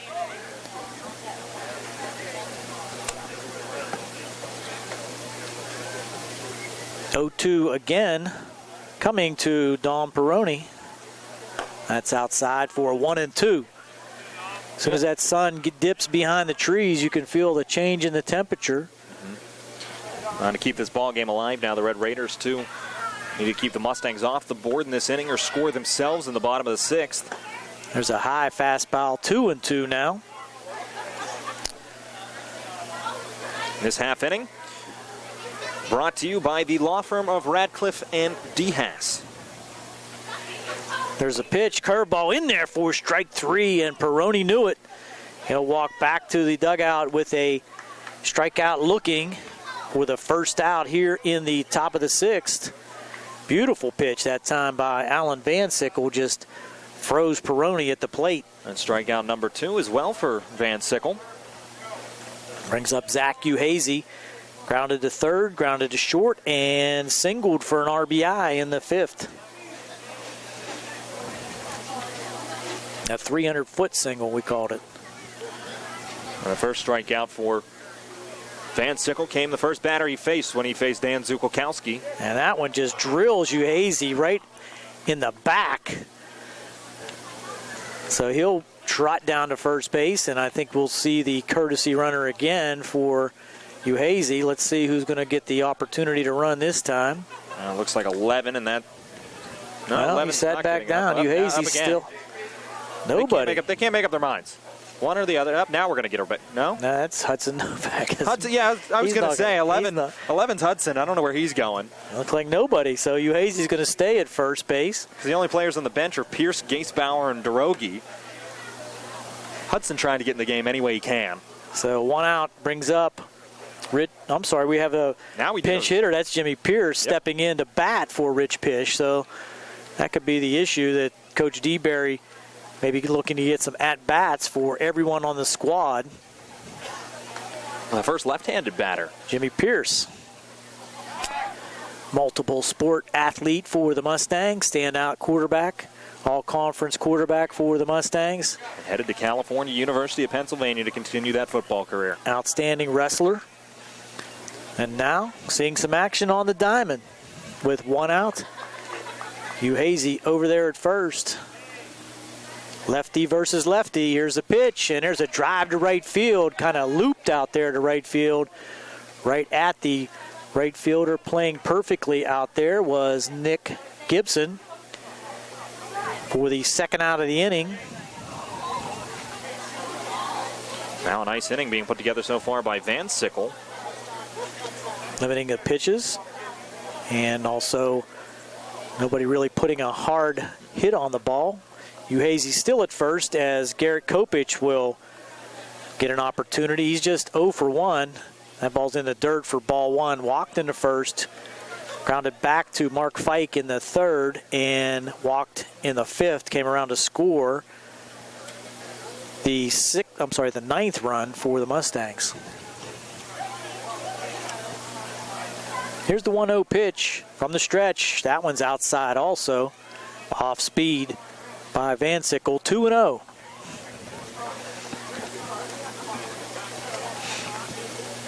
The lights are on here at Hutchison.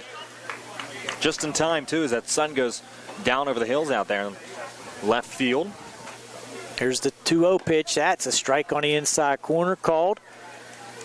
Came with a fastball that time. Not to the liking of Garrett Kopich. 2 balls and a strike, 2 outs. Well, I like what I've seen from Alan Van Sickle so far. He's only a sophomore. He's got nice two-seam movement on that fastball, cutting away from the right-handed batter. There's a grounder to second base. Big hop. Flip over to Simmons from the second baseman, Wallagura, for the third out of the inning. So no damage. Good pitching inning for Alan Van Sickle. The Mustangs do not score in the top of the sixth. We'll go to the bottom of the sixth. Still 9-0 Laurel Highlands here on the South Union Township Sports Network. Centers for Rehab Services, CRS, a part of UPMC and the Center for Sports Medicine, is a proud sponsor of the South Union Township Sports Network and its coverage of area youth sports. Make Centers for Rehab Services your choice for all of your physical and occupational therapy needs. CRS, located at 160 Wayland Smith Drive, provides physical therapy, occupational therapy, work injury programs, and hand therapy. Valuing patient satisfaction is one of their highest priorities. Centers for Rehab Services offers a patient-centered environment where each patient has an individualized treatment plan developed for their specific needs. They are experts in helping you recover from injuries, increase strength, and build endurance. CRS professionals have become highly skilled through a strong commitment to continuing education and advanced certifications to ensure the most cutting-edge and cost-effective treatment for their patients. Jim Burns, a lifetime Uniontown area resident, is a licensed physical therapist and facility director of the Uniontown location, as well as a field faculty instructor for Duquesne University and for the University of Pittsburgh School of Physical Therapy. He invites you to stop by his state-of-the-art location and discuss your rehabilitation needs. Center for Rehab Services is participating with most insurance plans, including all Highmark products, UPMC Health Plan, and Medicare. Available 5 days a week and offering extended hours for patient convenience. Patients are seen within 24 to 48 hours and walk-ins are always welcome. Patients may also be seen through direct access, which does not require a physician's prescription. CRS worked with physicians and other healthcare providers to help you find relief, live your life again, and get you back into the game. For more information, call CRS at 724-437-7500. Where you treat for physical therapy is always your choice, so ask for Centers for Rehab Services. It's your health, it's your choice.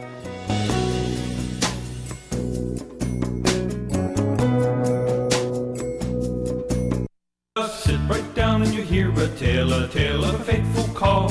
You better pay those bills right now or you take a mighty fall.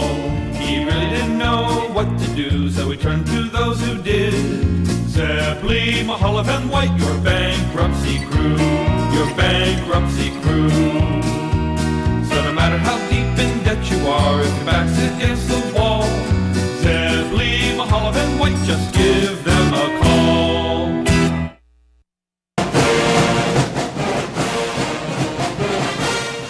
Good luck to the Mustangs from the South Union Township Supervisors, Rick Vernon, Jason Scott, and Robert Schiffbar.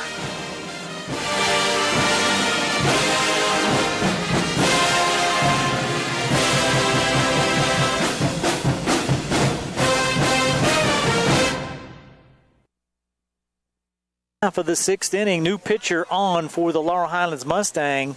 Junior Adam DeRogie will get an opportunity now to Make that Austin DeRogie. I'm sorry. Yeah, Austin DeRogie. He has an older brother, Adam. Yeah, he did. That's why I said that. So Austin DeRogie on for the Mustangs. And Luke Paul, 2 impressive outings back-to-back, really just one hit for the Red Raiders. So in 2 outings, last 2 times that Luke Paul took the mound, he's only given up 1 hit.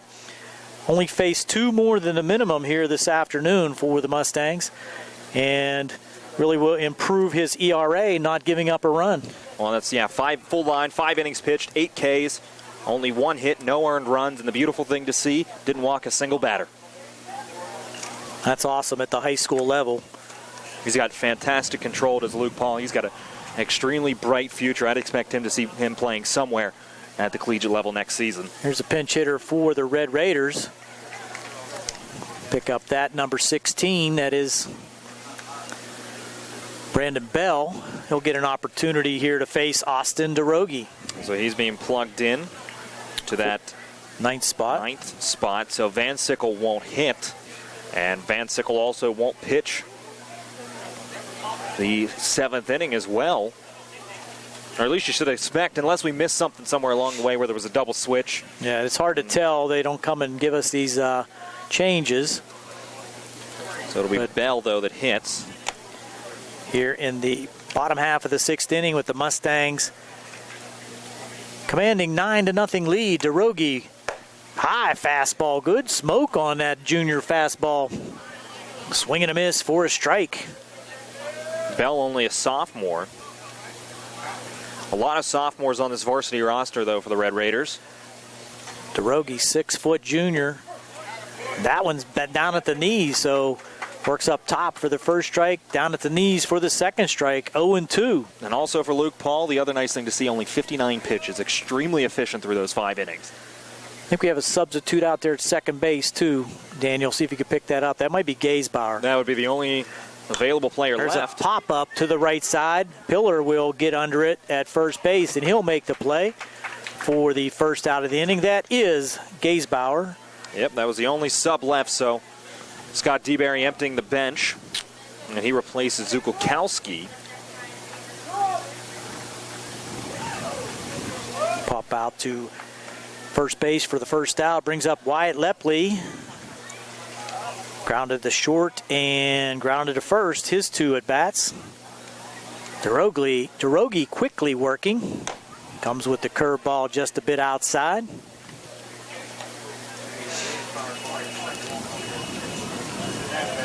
It's something you don't see very often, completely skipping freshman baseball, Wyatt Lepley. So Coach Ken Musco has a very high thoughts of Lepley. That ball inside for ball 2. Especially a freshman getting to lead off for varsity baseball. 2-0 in at the knees for strike 1. Be a lot of good experience gained by Wyatt Lepley here. As you said, leading off a lot of at-bats. And really putting the ball in play, batting .333. That's on the outside corner for strike 2. On the one thing that Scott DeBerry also mentioned to me is the fact that he wanted to get some other arms in. I talked about the arms with him earlier today, and he said he's only used those 4 arms, but he had other guys he wanted to throw, just hasn't gotten a chance to do so yet. Well, now's the time for DeRogie. DeRogie brings that curveball, swing and a miss, strike 3. So Austin DeRogie, impressive so far, just facing the first 2 batters. We pop up to first and a strikeout. Brings up Colby Simmons. This half inning being brought to you by Ted Sova and Son Auto Repair on the Atlas Road in Hopwood. Fastball on the outside corner this time for strike 1. I'm surprised some people out here with the foul balls we've haven't had to go see Ted Sova yet. I'll bet they have in the past. Not today, at least. Here's a curveball just inside. That's a sinking curveball. Could be an effective pitch for anyone at the high school level. Good velocity. 1-1. DeRogie 2, Simmons. Fastball ripped into left center field. So Colby Simmons strokes it into left field, picked up by the fence out there in left field, and In for the stand-up double is Colby Simmons, his second double of the afternoon, and Pish had a long way to go to get that one out there in left field, or I'm not sure if that's still Pish out there or not. Is that Luke Boyle? Luke Boyle moved over to left field, and Jimmy Pierce is out there in right field. So well hit ball that time by Colby Simmons. He'll improve his 400 average, going 2 for 3. Gives an opportunity for another pinch hitter. Let's pick that up, number 18 for the Red Raiders.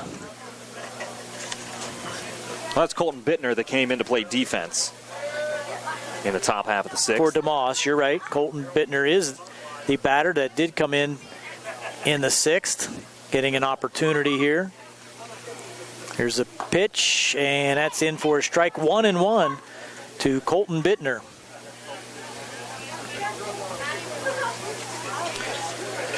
So you like to see the coaches getting all the players an opportunity here in the crosstown rivalry, Uniontown and LH. 1-1 pitch, runner on at second. Bottom of the sixth, 9-0. There's a shot over to the right side, and that one was knocked down by the tree. Saved a car. 1-2. For a second, I thought I spoke too soon about Ted Sova and Son. Yeah, I was going to say you probably eye-jazz somebody, but still a little bit of baseball to play here this evening. Those cars over there on the first base line have managed to dodge trouble all night. Fastball gets away from Uhazy. Simmons runs down to third. Strong throw from the screen, but late to third as Simmons will scoot in. Count now runs to 2-2 with 2 outs. Mustangs trying to preserve the shutout. Red Raiders trying to get on the board. So Simmons will move up on the pass ball. Still only 1 strike away, DeRogie, from a spotless inning of work. Here's a pitch. That's high and inside for a full count now. Austin trying to clean things up here for the Mustangs in the bottom of the sixth. The beneficiary of a 9-0 lead for the Mustangs. 3-2 pitch, swing and a miss, strike 3 on the hard, high fastball. So DeRogie cleans things up with no damage after the 2-out double by Colby Simmons. We'll go to the 7th. Mustangs still leading 9-0.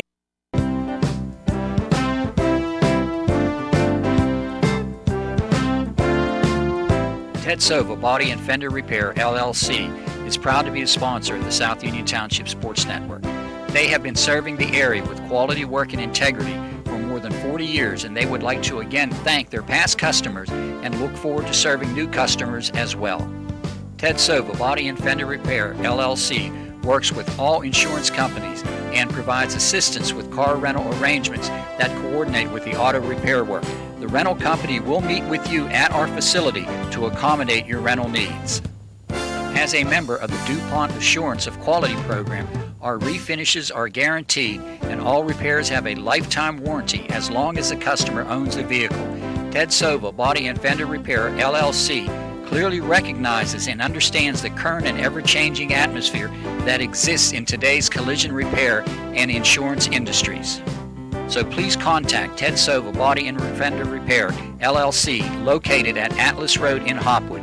That's Ted Sova Body and Fender Repair, LLC, offering complete collision service for both domestic and foreign vehicles for more than 40 years. For more information, please stop by or call us at 724-437-2351. We care about the environment. We've always been eco-friendly facility, and we are currently going through the process of being recognized by the U.S. EPA's Design for the Environment program.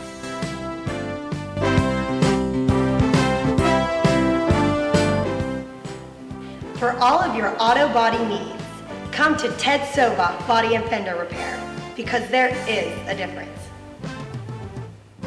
So please contact Ted Sova Body and Fender Repair, LLC, located at Atlas Road in Hopwood. That's Ted Sova Body and Fender Repair, LLC, offering complete collision service for both domestic and foreign vehicles for more than 40 years. For more information, please stop by or call us at 724-437-2351.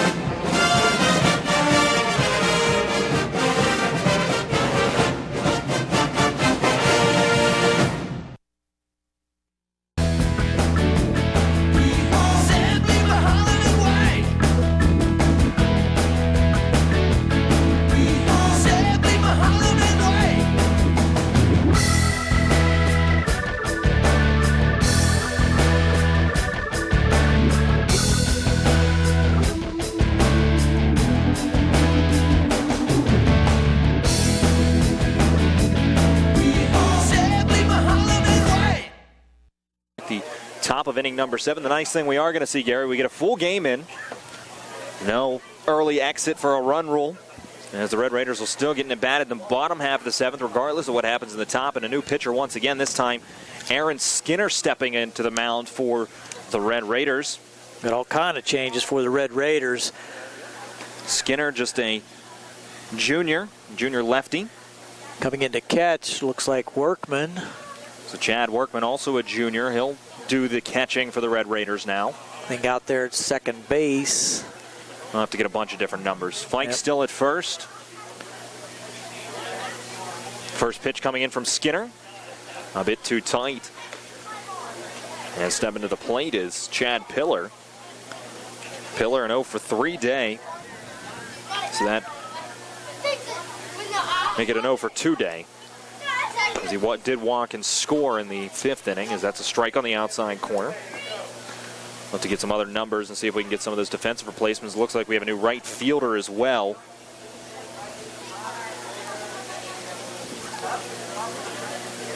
It's hard to pick up any numbers from our vantage point here. Next pitch inside for a ball. Looks like Nathan Andrews out in right field, the junior for the Red Raiders. Number 2 stepping out there.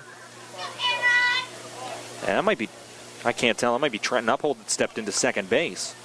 So we might have a new left fielder as well. Outside, the pitch goes to Pillar. It's 3-1.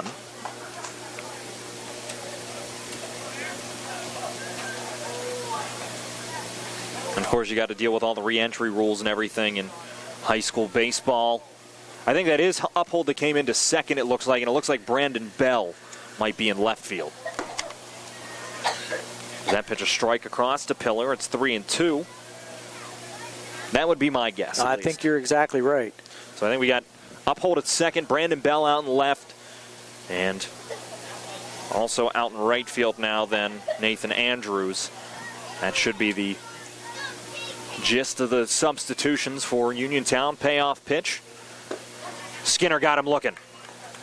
A strikeout for Aaron Skinner. Pillar, his first time he's been punched out today. That'll give Gaisbauer an opportunity at the plate. So Derek Gaisbauer getting his first at bat this afternoon as he came in for Dan Zukolkowski to play second base in the bottom of the 6th inning, make it.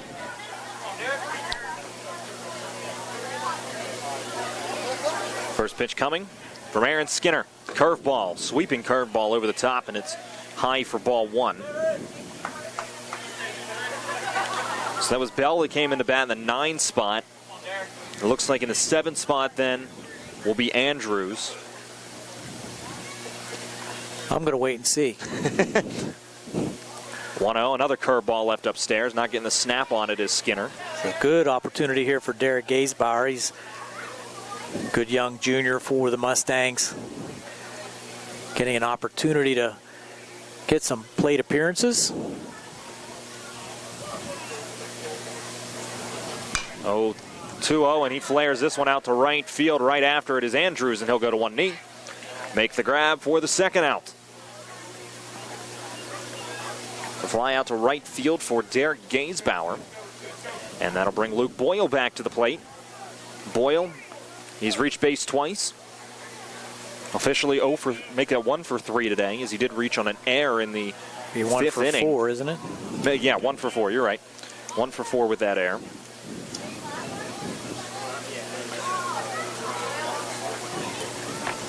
First pitch to Boyle. Curveball outside corner for strike 1. These Red Raider pitchers got the off-speed curve all the way through the game. Mark Fike did it, Van Sickle did it, and now Skinner. Boyle scored 1 run today in the first inning, part of that 3-run first for the Mustangs. As he grounds the next curveball right back up the middle, and there will be no play. Seeing eye single for Lucas Boyle, and he'll be happy to get that at bat here in the 7th inning to preserve another hit to make him 2 for 5. Batting .467 coming in will not hurt that average. No, 400 day for him. Won't hurt you really whatsoever. So that brings up Troy Kiefer. Kiefer's got 3 hits, though, on the day. They get 4 hits. He's 4 for 4. The only blemish being that turnaround first base in the 2nd inning that resulted in the 3rd out of the inning, but got credit for the single. All 4 of his hits singles. And time called by Kiefer. So he'll improve his average from .429. That's got to put him close right back to the 500 mark almost.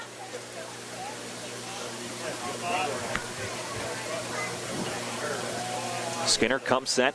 Boyle off first. First pitch to Kiefer, outside corner for strike 1. Crowd hanging around for the last inning here. Mustangs on top, 9-0. Got the lights fully functional now. Mustangs looking to make it through the first half of the season unblemished. Kiefer tried to call timeout, was not granted by the umpire. Now the pitch will go outside anyway to make it 1-1. Skinner deliberate at the mound, taking a lot of time looking at that first base. Got a timeout now, maybe checking on the signals, a little confusion. Well, it's nice the to see, though, youngsters coming in. That's good to see, though. If you're not on the same page, go out and talk to your pitcher. As Chad Workman will go out and talk to Aaron Skinner.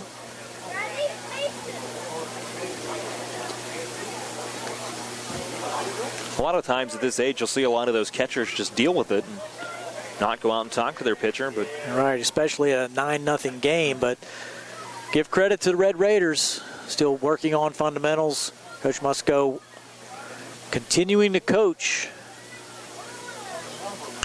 1-1 pitch sent out to right center field by Kiefer. Going after it, Kane Fry. He won't get there. That's going to be a double at least for Troy Kiefer. Going around third, looking to score is Boyle. And he'll be in as the throw just a bit off the plate. The tag applied by Workman, but he didn't have the baseball.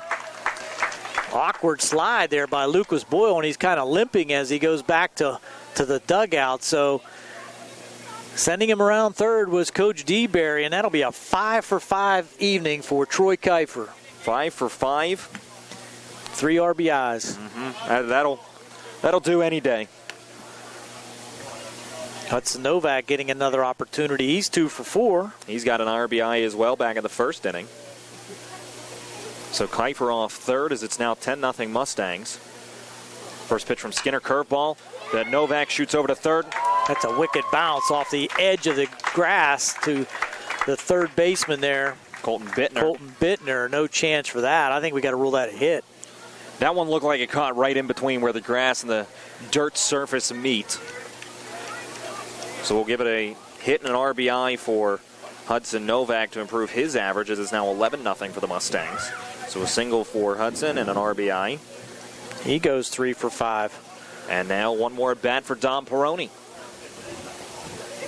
Just 1 for 2 for Peroni with 2 walks.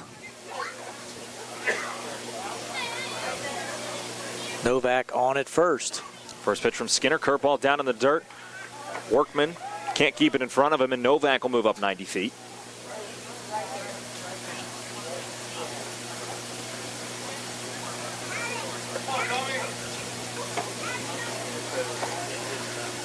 Skinner trying to clean things up here. 11-0 now. Mustangs well out in front. But doing something that some teams have had trouble with this year. The Mustangs have just been putting up crooked numbers here tonight, but 4 scoreless innings for Laurel Highlands. It's been a lot of innings with the Mustangs putting up runs so far this year, as this one shot over to third. There for it, Bittner, and he'll throw on to Fike at first to retire the side. So 5-3 goes the putout. The Mustangs strike for 2 more. They make it 11-0. We head to the bottom of the 7th inning. One more half inning to play here on 5. At what point did everything change? When did service get taken out of service industries? It's too bad, because people are busy these days. At life, at work, at play. When it comes to your hard-earned money, you want service. Real service. From a person you know and a face you trust. At a bank where changing with the times doesn't mean leaving people behind. We're proud to be a part of your community. We're United Bank, at your service.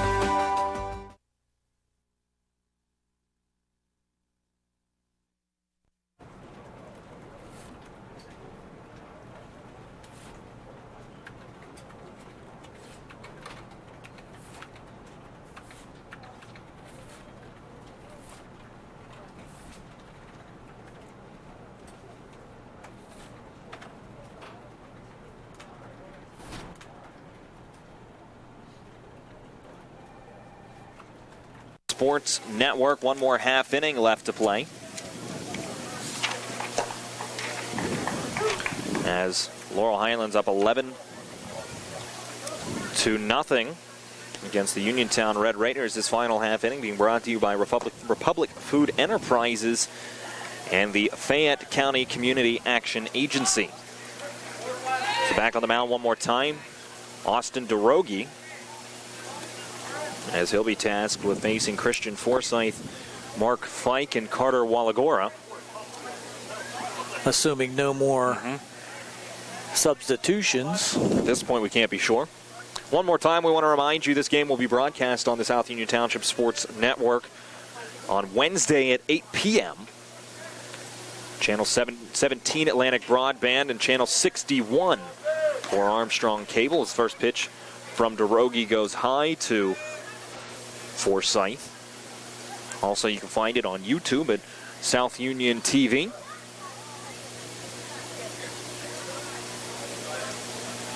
(1-0). That one's left high as well to Forsyth.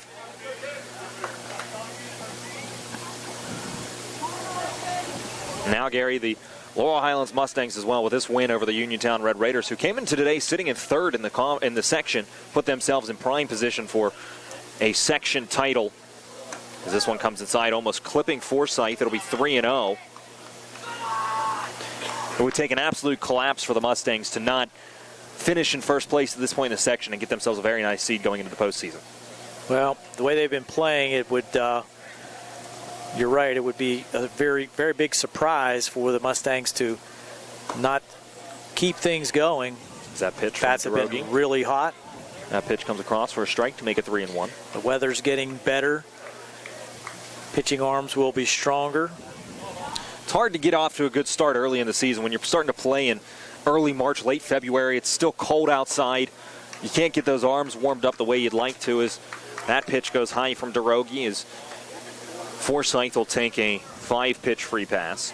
The trip to Myrtle Beach does have a benefit that way. You get some better weather at bats, and your pitchers get an opportunity to strengthen their arms in a warmer climate. That's something I'd like to see the Mustangs continue to do, and a lot of the other schools around here. I'd like to see them start doing that as well, get them moving. You don't necessarily have to go to Myrtle Beach, but somewhere a little warmer. I know a couple alumni of these programs. My little brother Luke and little Teddy Sova was the second baseman for the Mustangs. They both play at Fairmont State. Now they went to North Carolina when it was cold, Georgia, Florida, all over the place playing for Fairmont State. Joey Suprick also. Over at Worcester. They went to Florida for 10 days. First pitch to Mark Fike, a strike. And I'm sure you're aware, His dad, Steve, took the opportunity to take a little vacation down to Florida to watch that baseball action. I bet you he played some golf in the process, too. 0-1 coming in, that one above the head as Mark Fike ducking to avoid that one. Goes to 1-1. So Mark Fike trying to get into the hit column here this evening. Struck out in the second and flew out to center field in the fifth. Off first is Forsythe. Fastball outside. Throw down from Uhazy to first is in the dirt, but scooped out by Chad Pillar. Goes to 2 balls and a strike. Back in plenty of time, Christian Forsythe.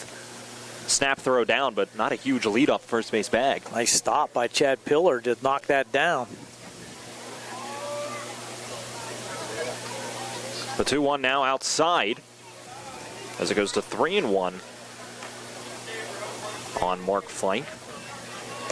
All in all, you'd have to say, though, a decent day for Mark Fike. He started off a little shaky. 3 straight pitches, 3 hits, giving up 3 runs before he recorded out. Came back very solidly, and then that pitch count just got a little bit high and started to walk a few batters there in the 5th inning.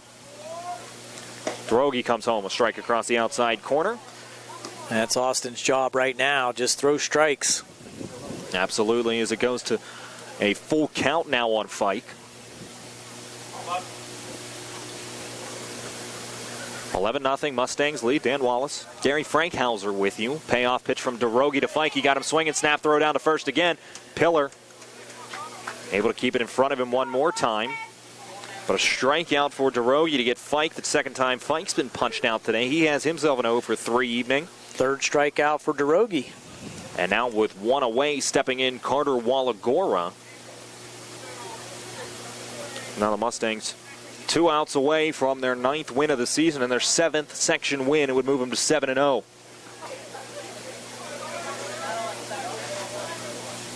First pitch to Wallagora. Big hack at it.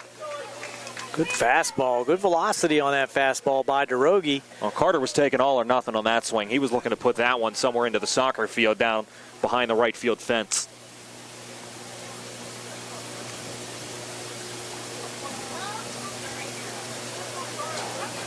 The 0-1 from Droege. Bunt shown this time by Wallagora. Coming in after it, Peroni. He'll throw off balance and get Wallagora. Play. Wow. Strong play there by Don Peroni. Luckily, he was playing up on the grass, or right in back of the grass. You have to do that here at the Hutchison Field to avoid those hard bounces off the grass. And that ball just bunted a little bit too hard by Wallagora. But a beautiful running play there by Don Peroni. Strong throw over to Pillar for the 2nd out. So now Nick Gibson will hit. So he was still out on the field somewhere in the top of the 7th. We just didn't see his number. But now 2 away, and Gibson, he has himself so far an 0 for 2 day. He could be the final batter that Droege faces. First pitch to Nick. Beautiful fastball for called strike 1. That was a pitch right there. If you're Nick Gibson, you want to have back. He could have taken a big cut at that one. But right across the heart of a plate, a fastball. Forsythe, he moved up 90 feet to second. 0-1. Gibson fouls the next pitch away, and now the Red Raiders down to their final strike. Kane Fry stands on deck if he gets his opportunity. Well, if you're Coach DeBerry, you have to be happy with the performance here of Austin Droege, giving you another option on the mound. Which looks like just solid arm after solid arm for Scott DeBerry.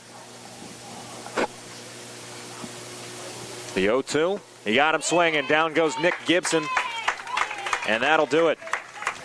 Laurel Highlands Mustangs, a big win over the crosstown rival Uniontown Red Raiders in their first matchup of the season. They win it 11-0. Austin Droege finishing things off for Laurel Highlands. We'll take one quick break, and we'll be right back with the final totals. Calling you day and night? Your debt overwhelms you? Although you may feel that you're in a hopeless situation, Zebley, Mahalev & White can help. We're a full-service local bankruptcy firm that knows what a difficult time this is and what to do to help you get a fresh start. Call Zebley, Mahalev, and White today for a free consultation. Your hometown bankruptcy firm. Call us today. Don't borrow more money until you talk to Zebley, Mahalev, and White. Game was brought to you as a joint cooperative venture featuring Township Supervisors Bob Schiffmeyer, Rick Vernon, and Jason Scott, Atlantic Broadband Cable, Armstrong Cable, and our friends at CUTV, Gary Smith and J.R. Wheeler and their staff. This has been Gary Frankhauser along with Daniel Wallace and Jerry Dupay. You've been watching another South Union Township Sports Network presentation. Our final score again, Laurel Highlands 11, Uniontown nothing. Good night, everyone.